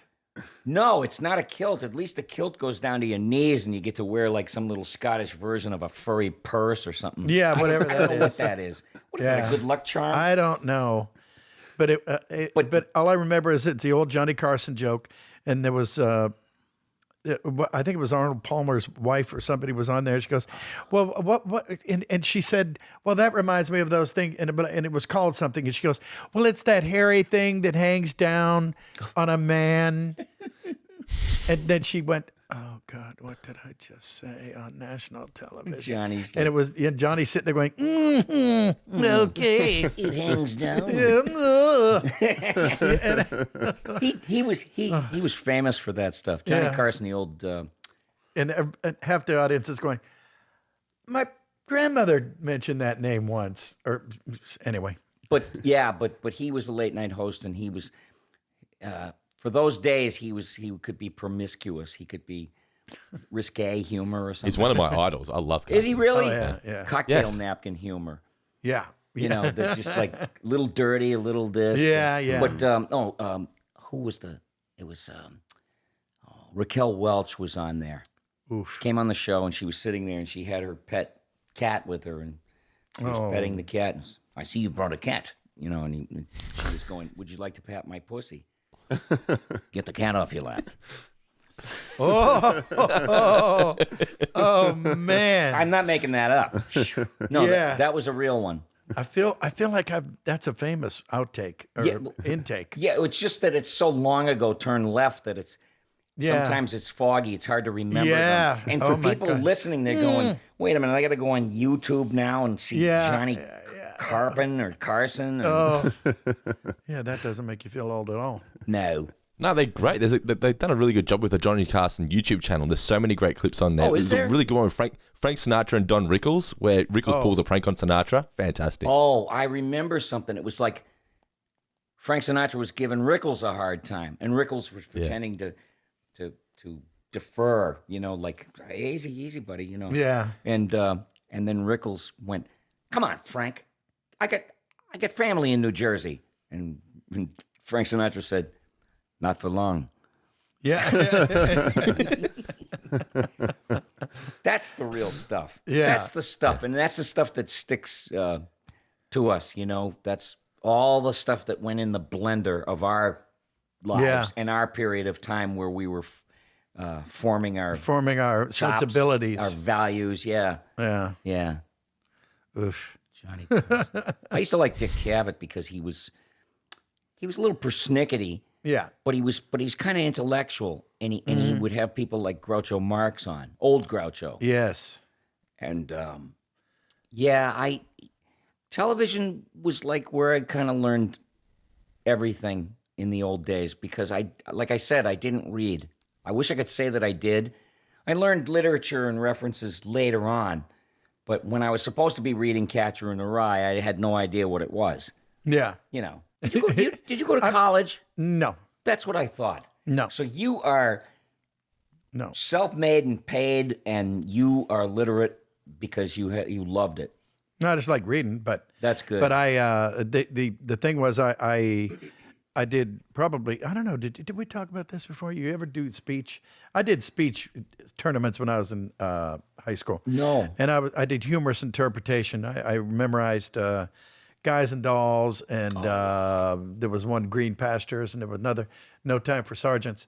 And I did really, really well. You know, I made it up to, I think I was third in the state and I would have been first. Well, I'll get this complaint off my chest.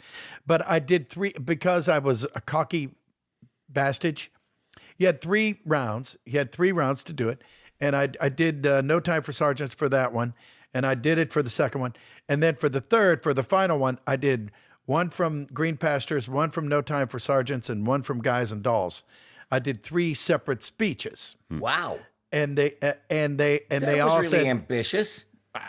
and stupid because what I thought so too. I thought it was impressive, and I got ones in all of them. But then somebody said, "Wait a minute, this can't be right." This one says he did No Time for Sergeants. Well, he did, but it says that he did Green Pass. Well, he did. It says he did blah blah, but he did. Oh well, he can't do that. Yeah, you short circuited them. Yeah. No, you have to do the same one. Because how would we know?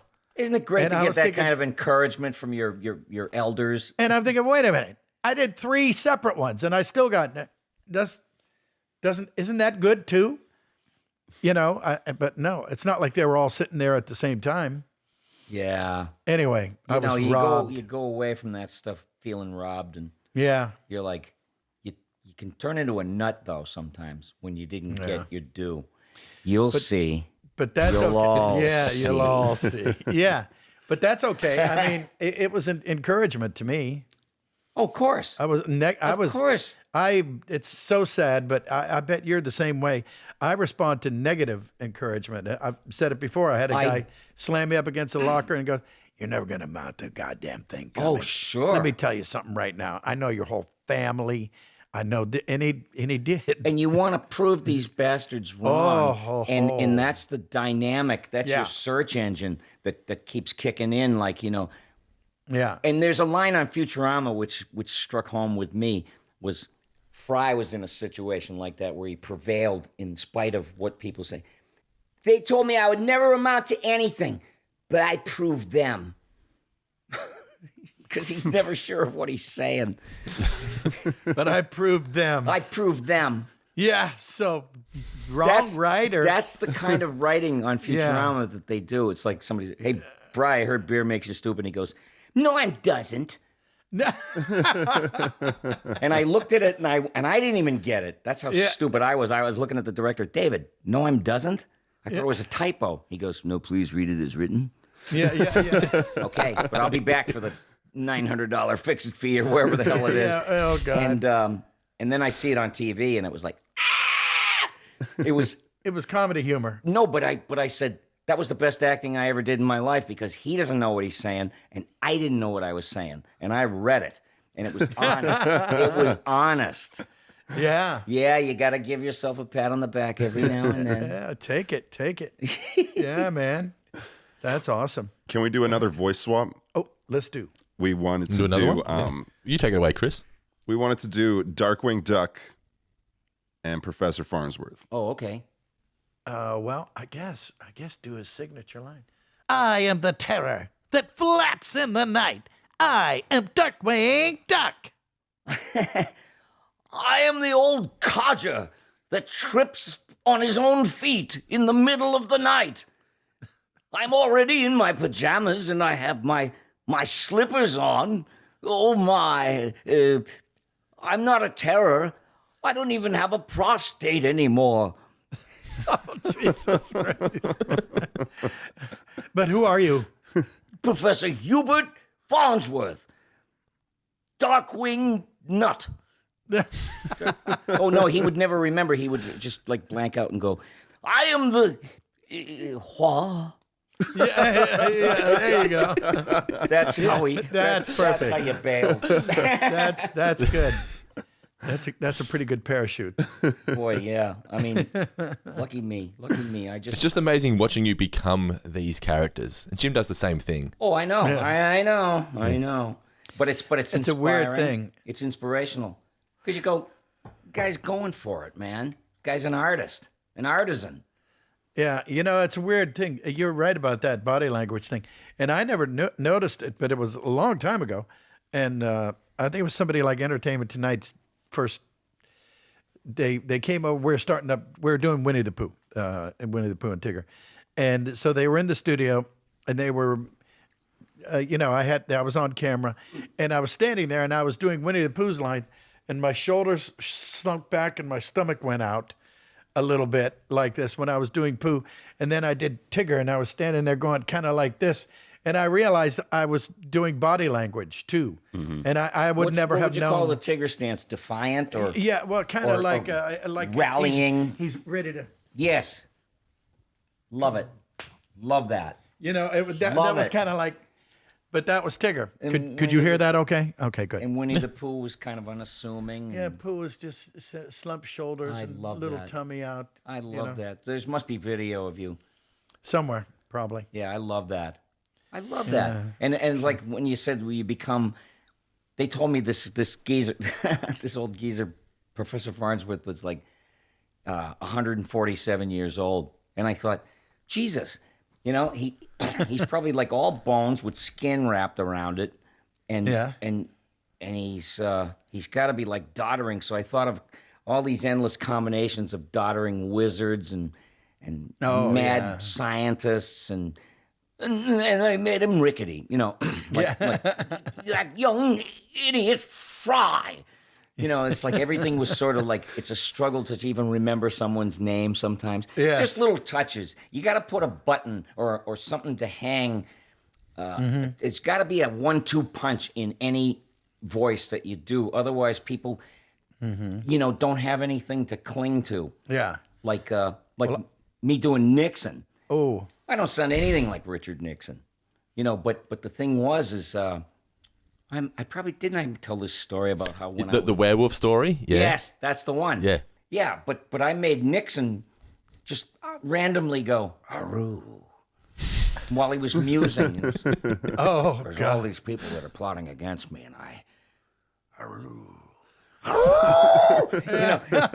And everybody was like, why do you do that? The writers were like, why do you do that? And I told them the story. I said, why, you don't like it? And they said, no, we love it. We just don't know why you do it. But Because it works. But anything stupid like that, I happened upon, and I would say, no, I gotta push for that. Even if they think it's well, what the hell? Yeah. weird. They Yeah, can what cut the it. hell? They can cut what they don't cut want. it. Yeah, They can cut it. but That's my theme song. Yeah, I mean Nixon doesn't make you laugh. He's nothing funny about him. The Impressionists wore out that material. Oh, yeah. The week they started, it was like, okay, I want to be, but I gave him I can't even do them without barking or like a dog or a rabid wolf. Yeah. But that's what it became. Because of you, though, my generation, impersonate Nixon the way you did the voice in Futurama. That's what we think Nixon sounds like because of what you did. Yeah, I know, and it sounds nothing like him, but he was like he appeared normal.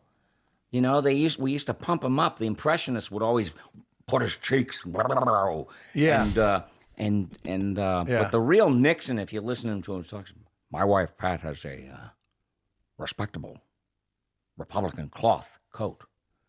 He was erudite, and he was Cloth coat. he was well spoken. Oh, yeah. Yeah, he wasn't a freak, but just because And he's got his own library now. Yes, my clips from Futurama are rolling in perpetuity on a loop in there, Oh, doing Nixon. no kidding. Yes, in the Nixon library. Wow. Yeah, doesn't that grab you? That's great. That kill you? You dead? That's wonderful. That's a great credit. Yes. That here I am, and I had to worry about him drafting me when I was 18. And Well, me too. And he drafted me, and I came in 4F. Somebody put my draft status online the other day. Oh, God. Can you imagine the nerve of these freaks? Where do they come from? And who cares? And No, because why? I was saying about which politicians served and which one didn't, and which one is a war hawk who didn't serve, and blah blah blah. Oh, yeah. And so somebody says, "Oh yeah, Mr. America here, take that, he got yeah. disqualified he was rejected." Well, Wow. That was good. I was rejected because I had hypertension, high blood pressure, and I had the flattest feet they ever saw, and they would not take me. They rejected me. But at that time in my life, I was despondent because I couldn't get in a band. I had polyps, and I couldn't sing. Ooh. So I couldn't even audition for a band. Oh, God. And I was like, what am I going to do? I'm nothing without the damn guitar and being able to sing a song. I didn't know what the hell I was. And so I went down and tried to join the Navy. After I got rejected from the Army. I was Well, you make your way through But- ended up in the Coast Guard. But I... or, No offense, Coast Guarders. Or civil defense or something. Yeah, right. Yeah, a guy warns people that there's enemy planes. Yeah. There's no such thing anymore. No. And there should have never been. There's no such civil. No, I mean, they used to warn us about, like, nuclear disasters, Yeah. and they'd have the kids single file and go down into the basement and hide in the dark. Yeah. Like that was gonna, Stop, drop, and roll. yeah, no. You remember that? You're gonna be a nuclear stain on what Yeah. used to be the landscape. Yeah. Yeah, you won't be there anymore. No, you ain't not gonna be there. But yeah, that Nixon stuff, boy. He, I remember when they told me that there's pictures of anybody in that library. I mean, because what kind of books does the library? There's no different from any other books in any other library. So you got to put things, A lot of filler. a lot of stuff like Nixon shaking hands with the premier of China when he said, "I will go to China." Or Elvis. Or Elvis. Oh, yeah, that famous picture of him and Elvis. Famous picture. Do you know the story behind that? No. Please let me But tell there's you. something about a gun in there somewhere, isn't there? Or maybe not. Maybe not, but there was the picture of Elvis and Nixon. Yeah. Really famous. And you look at Elvis, and you can tell he's drugged out. But he Elvis was eating in Hollywood at Sam Frank's. Do you remember that eatery? Musso and Frank's? No, Sam Frank's. It was on Sunset, and it was this weird, strange, googie architecture, 50s. Was it green? I don't remember, I'm thinking of the other but one. it was like Sam Frank's was where everybody went to have breakfast, and you could go in the middle of the night. You could have eggs and bacon at 2 a.m. and all that stuff. And Elvis was in there in his heyday. Actually, in his movie heyday, like with the Anne Frank days. So he's in there, and he's got his posse with him, and he's sitting, he's got a booth, and he's holding court. And he's like, he's Elvis, he's the king. Everybody's like listening to him. I won't tell you about the time that and he hears something going on the other side of the restaurant. And it stops him dead. He's like, hey, man. Hey, man. And it was Paul Frees doing voices. Oh. Paul Frees in another booth doing Yes. these Beware magnificent. of hitchhiking Yes. strangers. And Elvis, stopped him dead, and he was like, "Hey, man." Yeah. Hey, oh, come God. over.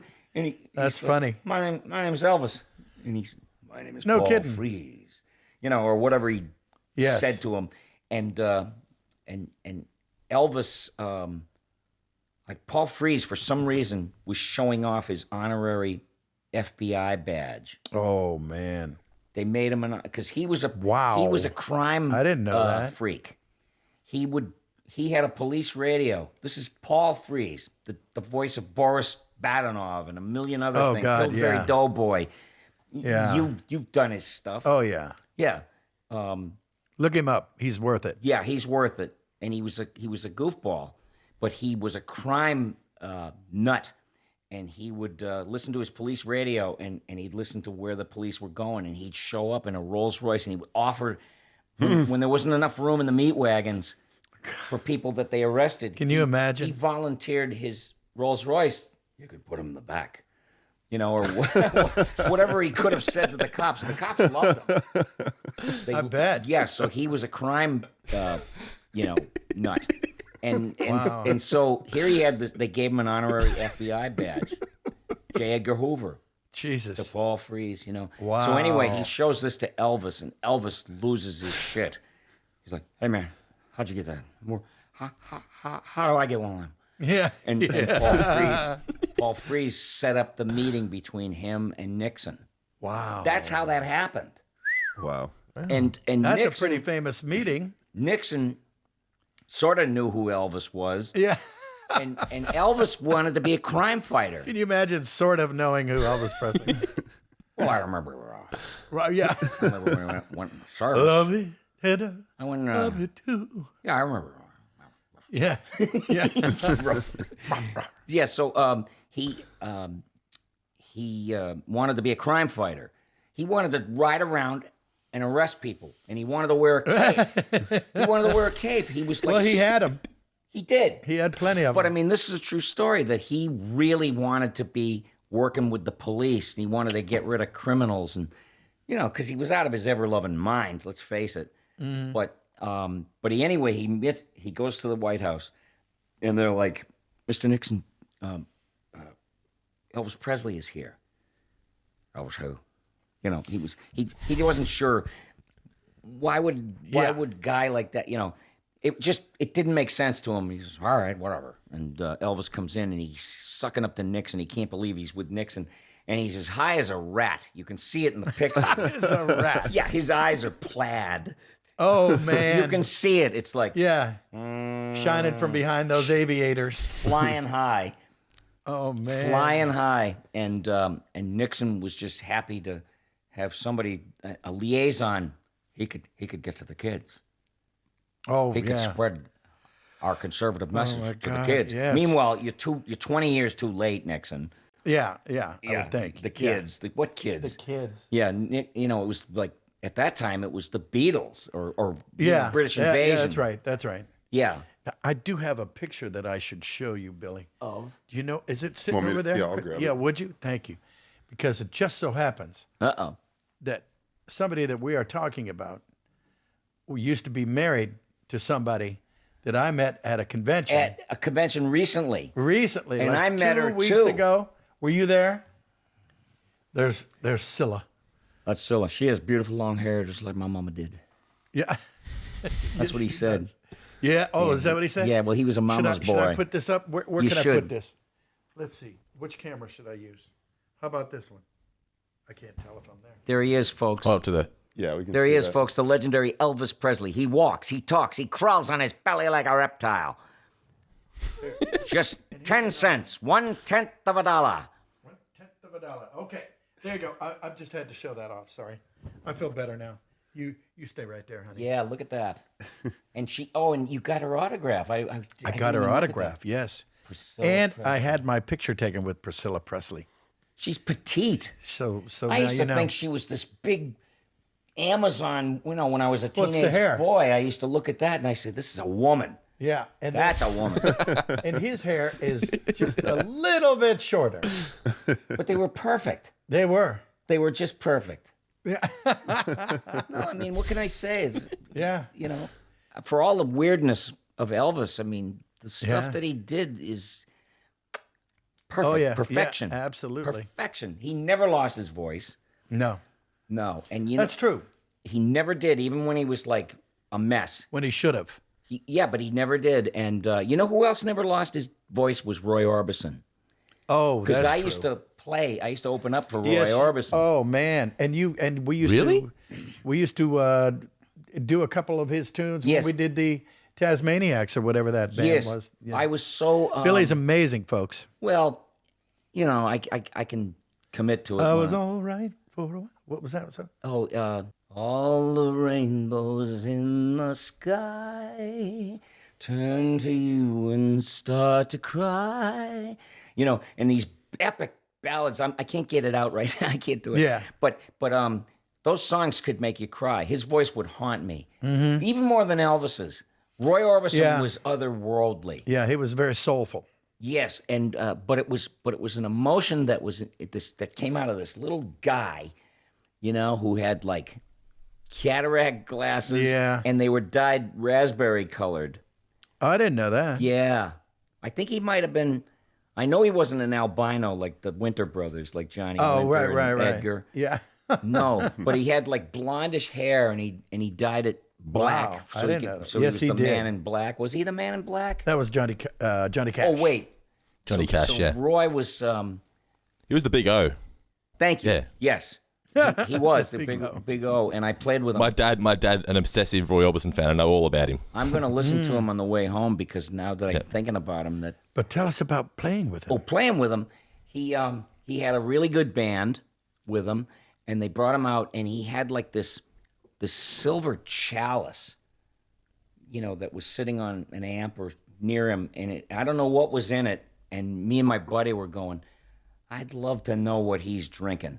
Because Yeah, I want some. He would sip like a bird, you know, and I don't know what it was. It could have been water, but I mean, you think there's some magic involved with somebody that's as otherworldly as he was. He never lost his voice. He never was animated ever. He stood there like an oak and let it come out of him. organically and beautifully.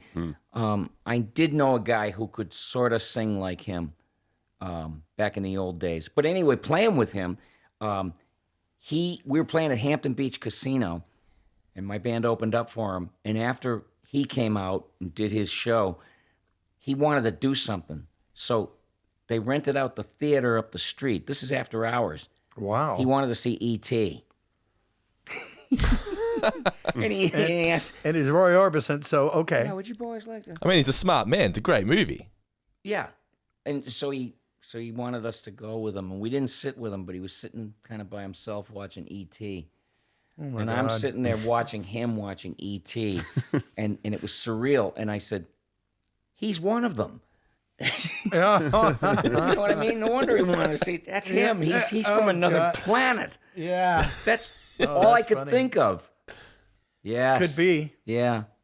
I have a picture of us somewhere with him, and I had a mustache, and I looked like a little fruit peddler with a flat Irish troublemaker hat on and a scally cap. Yeah. Yeah, the docks, I carry. That was, yeah. Did you ever see him without the glasses on? Like, obviously, the glasses were his thing, but did he ever just take them off when he got off stage, or did he keep them on? No, most of they the time? stayed on. They stayed on. And he had a lot of tragedy, that poor bastard. He lost his kids. There was a fire, and he lost the love of Claudette, the one he loved. There was a song called Claudette. Wow. Yeah. Fire, huh? Yeah. A lot of tragedy. But God, whatever went in there, I think he was from Lubbock. Lubbock, Texas? Might have been yeah. from Lubbock. That's a good place to be from. Well, the guys like him down there running around singing and playing. Yeah. And Lukenbach. Have you ever been to Lukenbach, Texas? No. Lukenbach, Texas. No. It's a barn. Is it? Yeah, it's a barn. That's it. No, I mean, that's it. the postal code? Yeah. The barn? Yeah, no, you go there. This is Lukenbach, Texas. It's a barn. Yeah. Huh. And that was it. No So- explanation. Just Yeah, it's just you the can White lack it- is you can Willie lack and it or- Waylon and the boys. Who's that? Nellie Wilson? Whoever did? No, Nellie Wilson. Waylon Jennings, I I think. remember Nellie Wilson. Yeah. Anyway. Hello, Winders. Hello, Walls. Oh yeah. Remember that song? Yeah. Hello, Walls. Hello, Walls. Yeah, I heard Willie Nelson sing that one. Hello, Walls. Haven't seen you in a while. Hello, Winders. Winders. Winders. Oh man. The good stuff. Good stuff. Yeah. So Does Billy, anybody give a damn about any of this? any of this shit? I was thinking. Honest, as We give you him said something to before, it's just lovely to sit back and just watch two legends just talk. Where are they? Yeah, Must be really.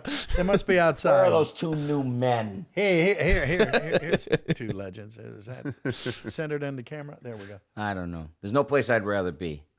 What do you think of that, Yes. Is With there you, my love? Willie? Or Waylon and Willie? Yeah, Waylon and Willie.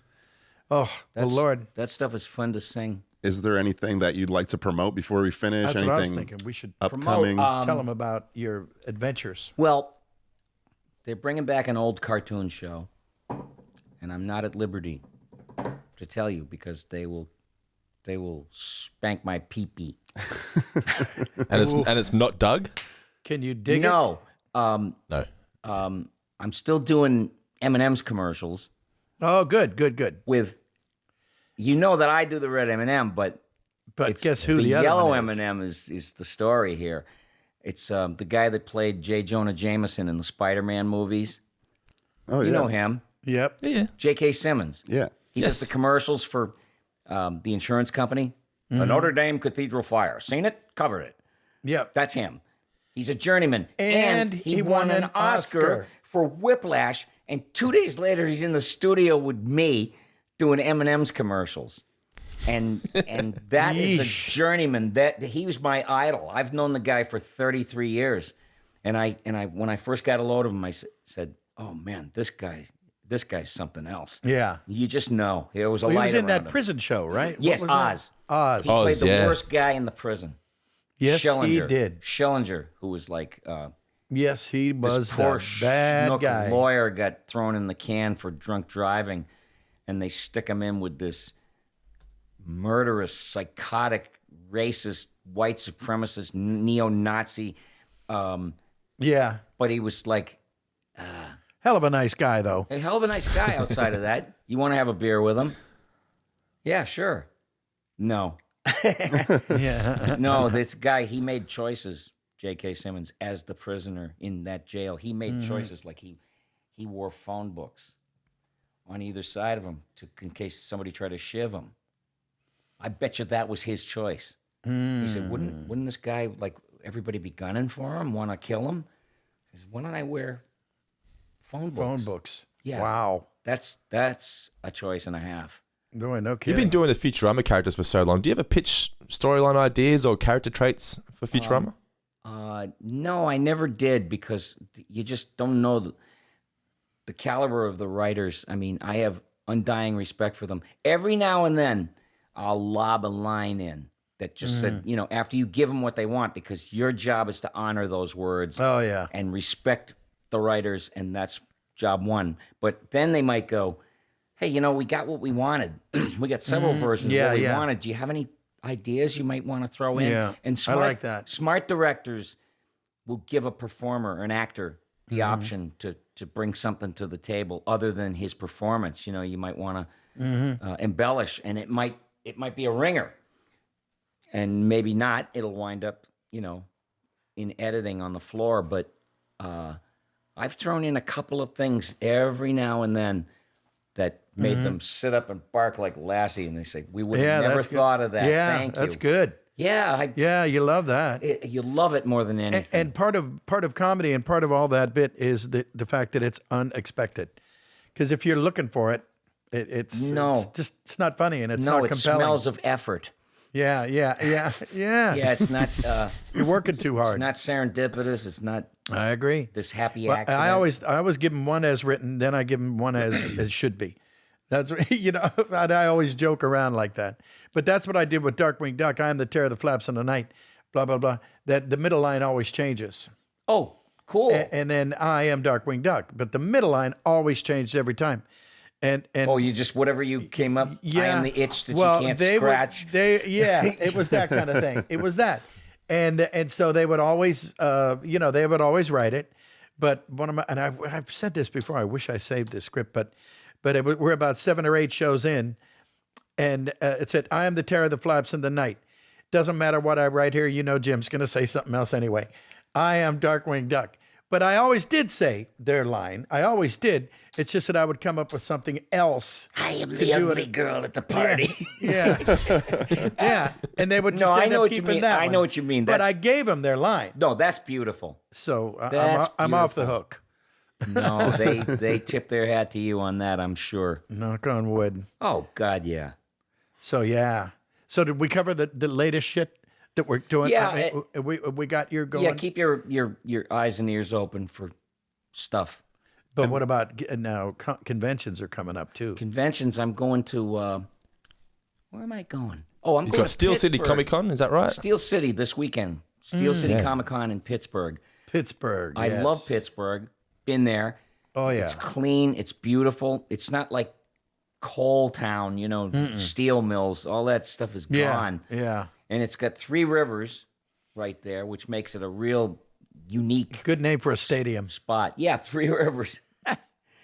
Yeah, and I liked it there very much. I haven't been in many years, but I'm looking forward to it. Yeah.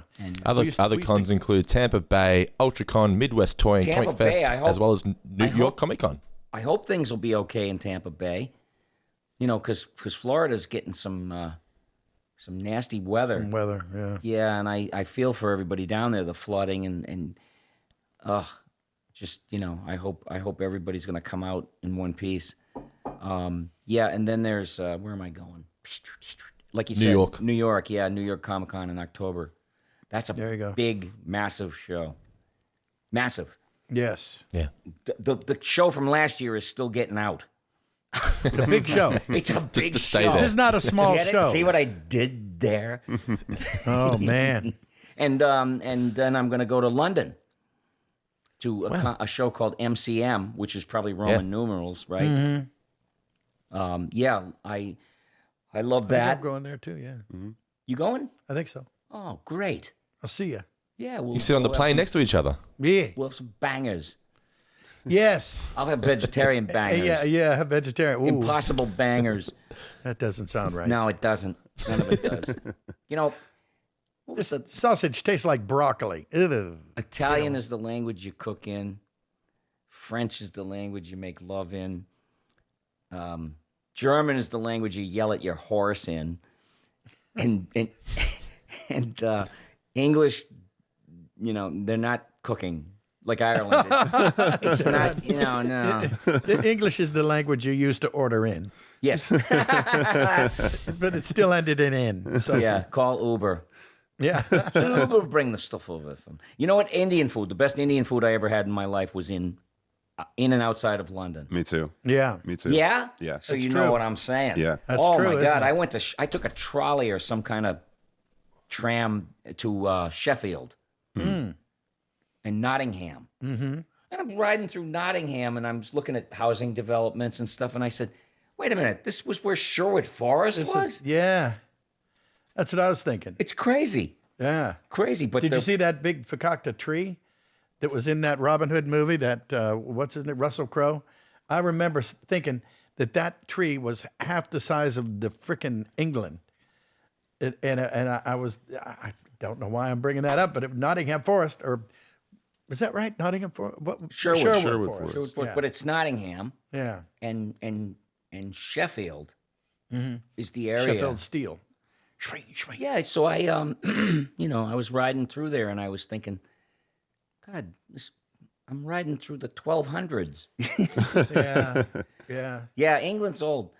It's England's old. It's like I took a bus tour, and they said over here, right over this area, there was a wire, and they hung criminals and traitors, and people would come out on a Sunday to watch them hang. The families. Yeah. Yeah. And then I see a Gap clothing Well, store. guillotine in France, same thing. Did you see this Gap clothing store over here? You're well aware of the Gap. You probably bought clothes there. But that building's been there since 1100. Mm-hmm. Yes, Jesus. you feel like a little kid in Europe. Wow. Like you don't know Yeah. from what. Yeah. Yeah. I went to Italy, and I went to La Scala, the opera. I feel like a giant in Europe. Everything is so tiny. Oh, well. Like I'm always Oh, ducking my yeah. head in the shower, I'm cramped Oh, all God, in the yeah. I hear what you're shower. saying. Yeah, I'm lucky. I'm bite-sized. Yeah, well, My knees are hitting the door on the toilet. I remember, what was it? Is it Buckingham? Was it, which of the castles can you go there's to? the Tower of London. Tower of London.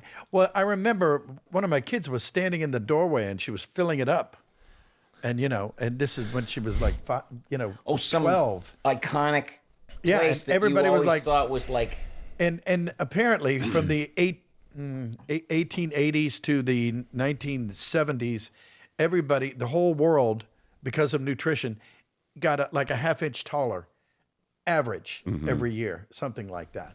We were just at a bar in London, and literally to go to the bathroom, they had like a little like a Harry Potter door. yeah. Like you had to like duck. It was like 3 feet tall. how hairy Yes, was that Potter? was that Potter.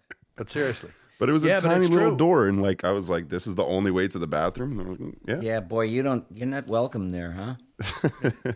yes. What do people like Shaq do? Yeah, they just Whatever they want. Whatever but, he wants. But Buy a castle yeah, and enlarge it. yeah. Oh, would you imagine need it. having that kind of money. I play the lottery and I look at the jackpots, 344 mil. Yeah, All it takes is $20 in a dream. and it's been getting over $1 billion lately too. I know. And some little nudnik in Pacoima, always, Yeah. some old lady Always wins it. always wins. I don't know. I have a theory. I never buy them out here. I always try and go to like a lower income neighborhood You ever buy them? because I'm like, I don't think they're gonna allow rich people to win it. Like I feel no, like no, it's just it's not any. That's there's my conspiracy. No, That's my there's no personal conspiracy. there. That could be. But- I'll buy that. I know one thing. To give everybody hope. Jim's like, I'll buy it. If I ever won, I know one thing. I would never tell anybody. Imagine having a secret Yeah. like that. I'm doing a press conference. You're looking at it and you're going, wait a minute. 16. You got to be kidding me. Yeah. You got to be, and your heart is soaring and you're getting choked up. And then you'd say, I'm never telling anybody. I would never tell anybody. I'd make sure the lottery never release my name or anything because people get kidnapped. In California, don't you have to? If you win, there's certain states where you have to release your name, and then some people will Over open. my dead fucking body. There's like a a loophole where like you can open up an LLC or something, and then the LLC can accept the money so that you don't technically have to show your name. You don't want anybody to know. No, I know, but there's like a law in some states where you have to, like, it has to be publicly We'll have to do accepted. something about that. Yeah. No, I would If I never. ever win, I'll be Joe Smith. Yeah, And then How I would would Joe? Then I would buy. There's islands for sale. there are. I've looked at this. Yeah, that's Yeah, true. it's like my idea of dreaming. You know, where Yeah. you look through a catalog of musical equipment, the Vox amp. You know, I'm never gonna have one of those, but it sure is beautiful. Yeah. You know, or a car catalog, and you go, Yeah. imagine having a vintage DeSoto like that. That's in Oh, pristine God, condition. yeah, I yeah. rode in those when I was a little kid, in 1953. Yeah, But these islands, for $39 million, you could buy an island in Bora Bora that comes with a staff Yeah, and all that, and it's like, that's Beyonce money. that's crazy. That's Jay-Z money. yeah. That's what's her name? Taylor Swift money. yeah, yeah. Yeah, what a life. I'm happy with my life. I know I sound like No, for what it's worth, I think at least Yeah. when I play the lottery, I think it's worth daydreaming for the price of a ticket. You know, Yeah. a couple tickets. It's daydreaming fun. won't hurt you. Yeah. And it makes you remember what your life was like when all you had was a daydream. Mm-hmm. And through a series of events brought you closer to what you hoped for in life. I'm grateful. I have nothing but gratitude. Yeah, that's good. That keeps you happy. Gratitude keeps you happy. I'm very happy. I'm so happy to see you. It is so I'm so true. happy. I'm happy to go- be seen to and go to to the see you. shows. Oh yeah. I'm happy, enjoying it immensely. That's great. But my buddy Dennis Prager, of all people, he pointed that out years ago, and I think it's true. People that are unhappy are ungrateful. You could win, and I knew a guy like this. Speaking of the lottery, he could win a lottery and go, "Oh, great! Yeah, I'm dying to give the government all this tax money." I said, a-hole, you won 50 grand. Shut up. Yeah. Give him 15 of it. Yeah. You have $35,000 now. Right. Yeah, but Yeah, but now what am I supposed to do? no, I know. And it's I know. Shut up. And it's the same with a lot of stuff in life, like people waiting on a new show and the episode premieres, and you got to read the bitchers and complainers. I was hoping that, stuff that starts. I was hoping that they would, I would have rather seen, these like you could have heaven on earth and find a way to bitch about it. Oh, yeah. That's the human condition, I guess. Absolutely. But it becomes acceptable, and then their mouths are hanging open, waiting for the next big thing that they complain about. Yep. It's like so sad to hear, like Billy West struggling to sound like a young guy. Yeah, whatever. Everything sounds like a question. Well, that's college. speak. Really? That's college speak. It's like Yeah. yeah, Billy West doesn't even sound like Billy West anymore. I am so done. Okay, the drama. Yeah. Just keep watching. Yeah, absolutely. Yeah. Well, I congratulations. love you all, no matter how I bitch and complain. I love you all. I do. And we love you too. Ditto. I have love in my heart. That's right. This old heart This old heart of mine. been broke a Everything, thousand times. everything reminds me of a Motown song. Yeah, and it should, Yeah. And because that was the stuff of life. yes, it was. And Stevie Wonder grew up not far from where I lived in Detroit. Oh yeah, Yep, Steveland Morris. Steve Linda Morris. That was his name. Yeah, Yeah. I almost met him once. really. Yeah, almost met. Turns out our kids were. He had a kid from whatever his last marriage, and I had one, and they were about the same age, so they ended up in the same school, and I was walking Grace up to the to class one day, and his son was there. I won't say his name, but he's walking there. Stevie Wonder's kid, you know. He goes, "You got my daddy's Christmas album?" I said, "Yeah, oh yeah. I've had it for years." That's the old one. That's the old one. You got the new one? No, I didn't know. And he goes, "Well, you got to get the new. It's what is it? December 10, and you don't have my daddy new Christmas album." Was his son the A&R guy? Yeah, and I said, "You know what? I'm gonna get it on the way home now." He goes, "Let me know." I said, "Okay, I'll let you know." You like And that? it was like, Good man. Yeah, I just couldn't believe it. And I said to the lady walking him in there, I go, "Is everything okay with Stevie? I mean, he's paying bills, right? We're not. Are we worried about this?" And she laughed. But the kid was That cute. is hysterical. Yeah, and it pissed me off because my kids brought me in for show and tell, Yep. you know, and so, you know, Dog and and I pony thought, show. yeah, and I thought, oh boy, I'm the shit. I'm the real deal. Did I mention I'm Winnie the Pooh and Tigger and Darkwing and I invented vitamin E. Yeah, The clothes dryer. the- You may have heard of that. you may have heard of that. But I said, well, this was really nice. And he goes, "Oh, yeah, well, you know, we're spoiling these kids." And I go, "Oh, yeah." She goes, "Yeah, I mean, we had Stevie Wonder in here last week, and you didn't tell me." I come in, I can see me for free. You know, and wait, Stevie Wonder was here Stevie. right there. Yeah, and he brought, was it like a Rhodes, was it a keyboard? Yeah. Yes, it was a keyboard. And I said, "Please tell me he didn't sing." "Oh, no, he sang about 3 or 4 songs." I said, "All right, I hate you." You know, and you couldn't have called me. You couldn't have just said, you know, if you're in the neighborhood, which I was because I lived a mile away. Anyway, Yeah, so that great- was me almost meeting Stevie Wonder. You could have sang with him, I bet. I would have sang terribly with him. He would have found out I who would you have- were, and he said, "You sit down, Yeah. and I'm going to start a thing." And yeah, there you Then he'd go. have started going like that, and I would have cried. And it would have been And a thing of beauty. yes, it would have. Well, Stevie, if you're out there, and you are, and you know he's listening. Yeah, he's always listening He's well. Okay. to you.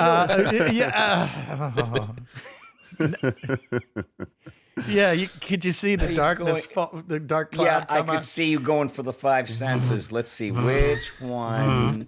Yeah. No. Okay. Anyway. Yeah. Change the subject. Well, thank you for being here, Billy. God thank bless you. God bless you. And we know where you're going. We know what stuff is up, and Yep.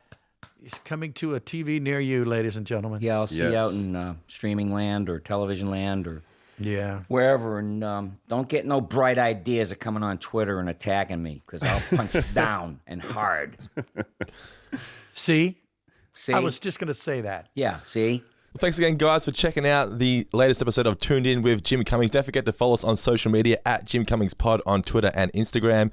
And for everybody watching this on YouTube, please don't forget to hit that subscribe button, give us a thumbs up, and comment below and tell us what you thought of the episode. Jim reads all of the comments, and they are much appreciated. Also, if you want exclusive access to bonus content and early access to the show, you can support the show on Patreon at patreon.com/Jim Cummings Podcast. Links to that in the description of this podcast/video.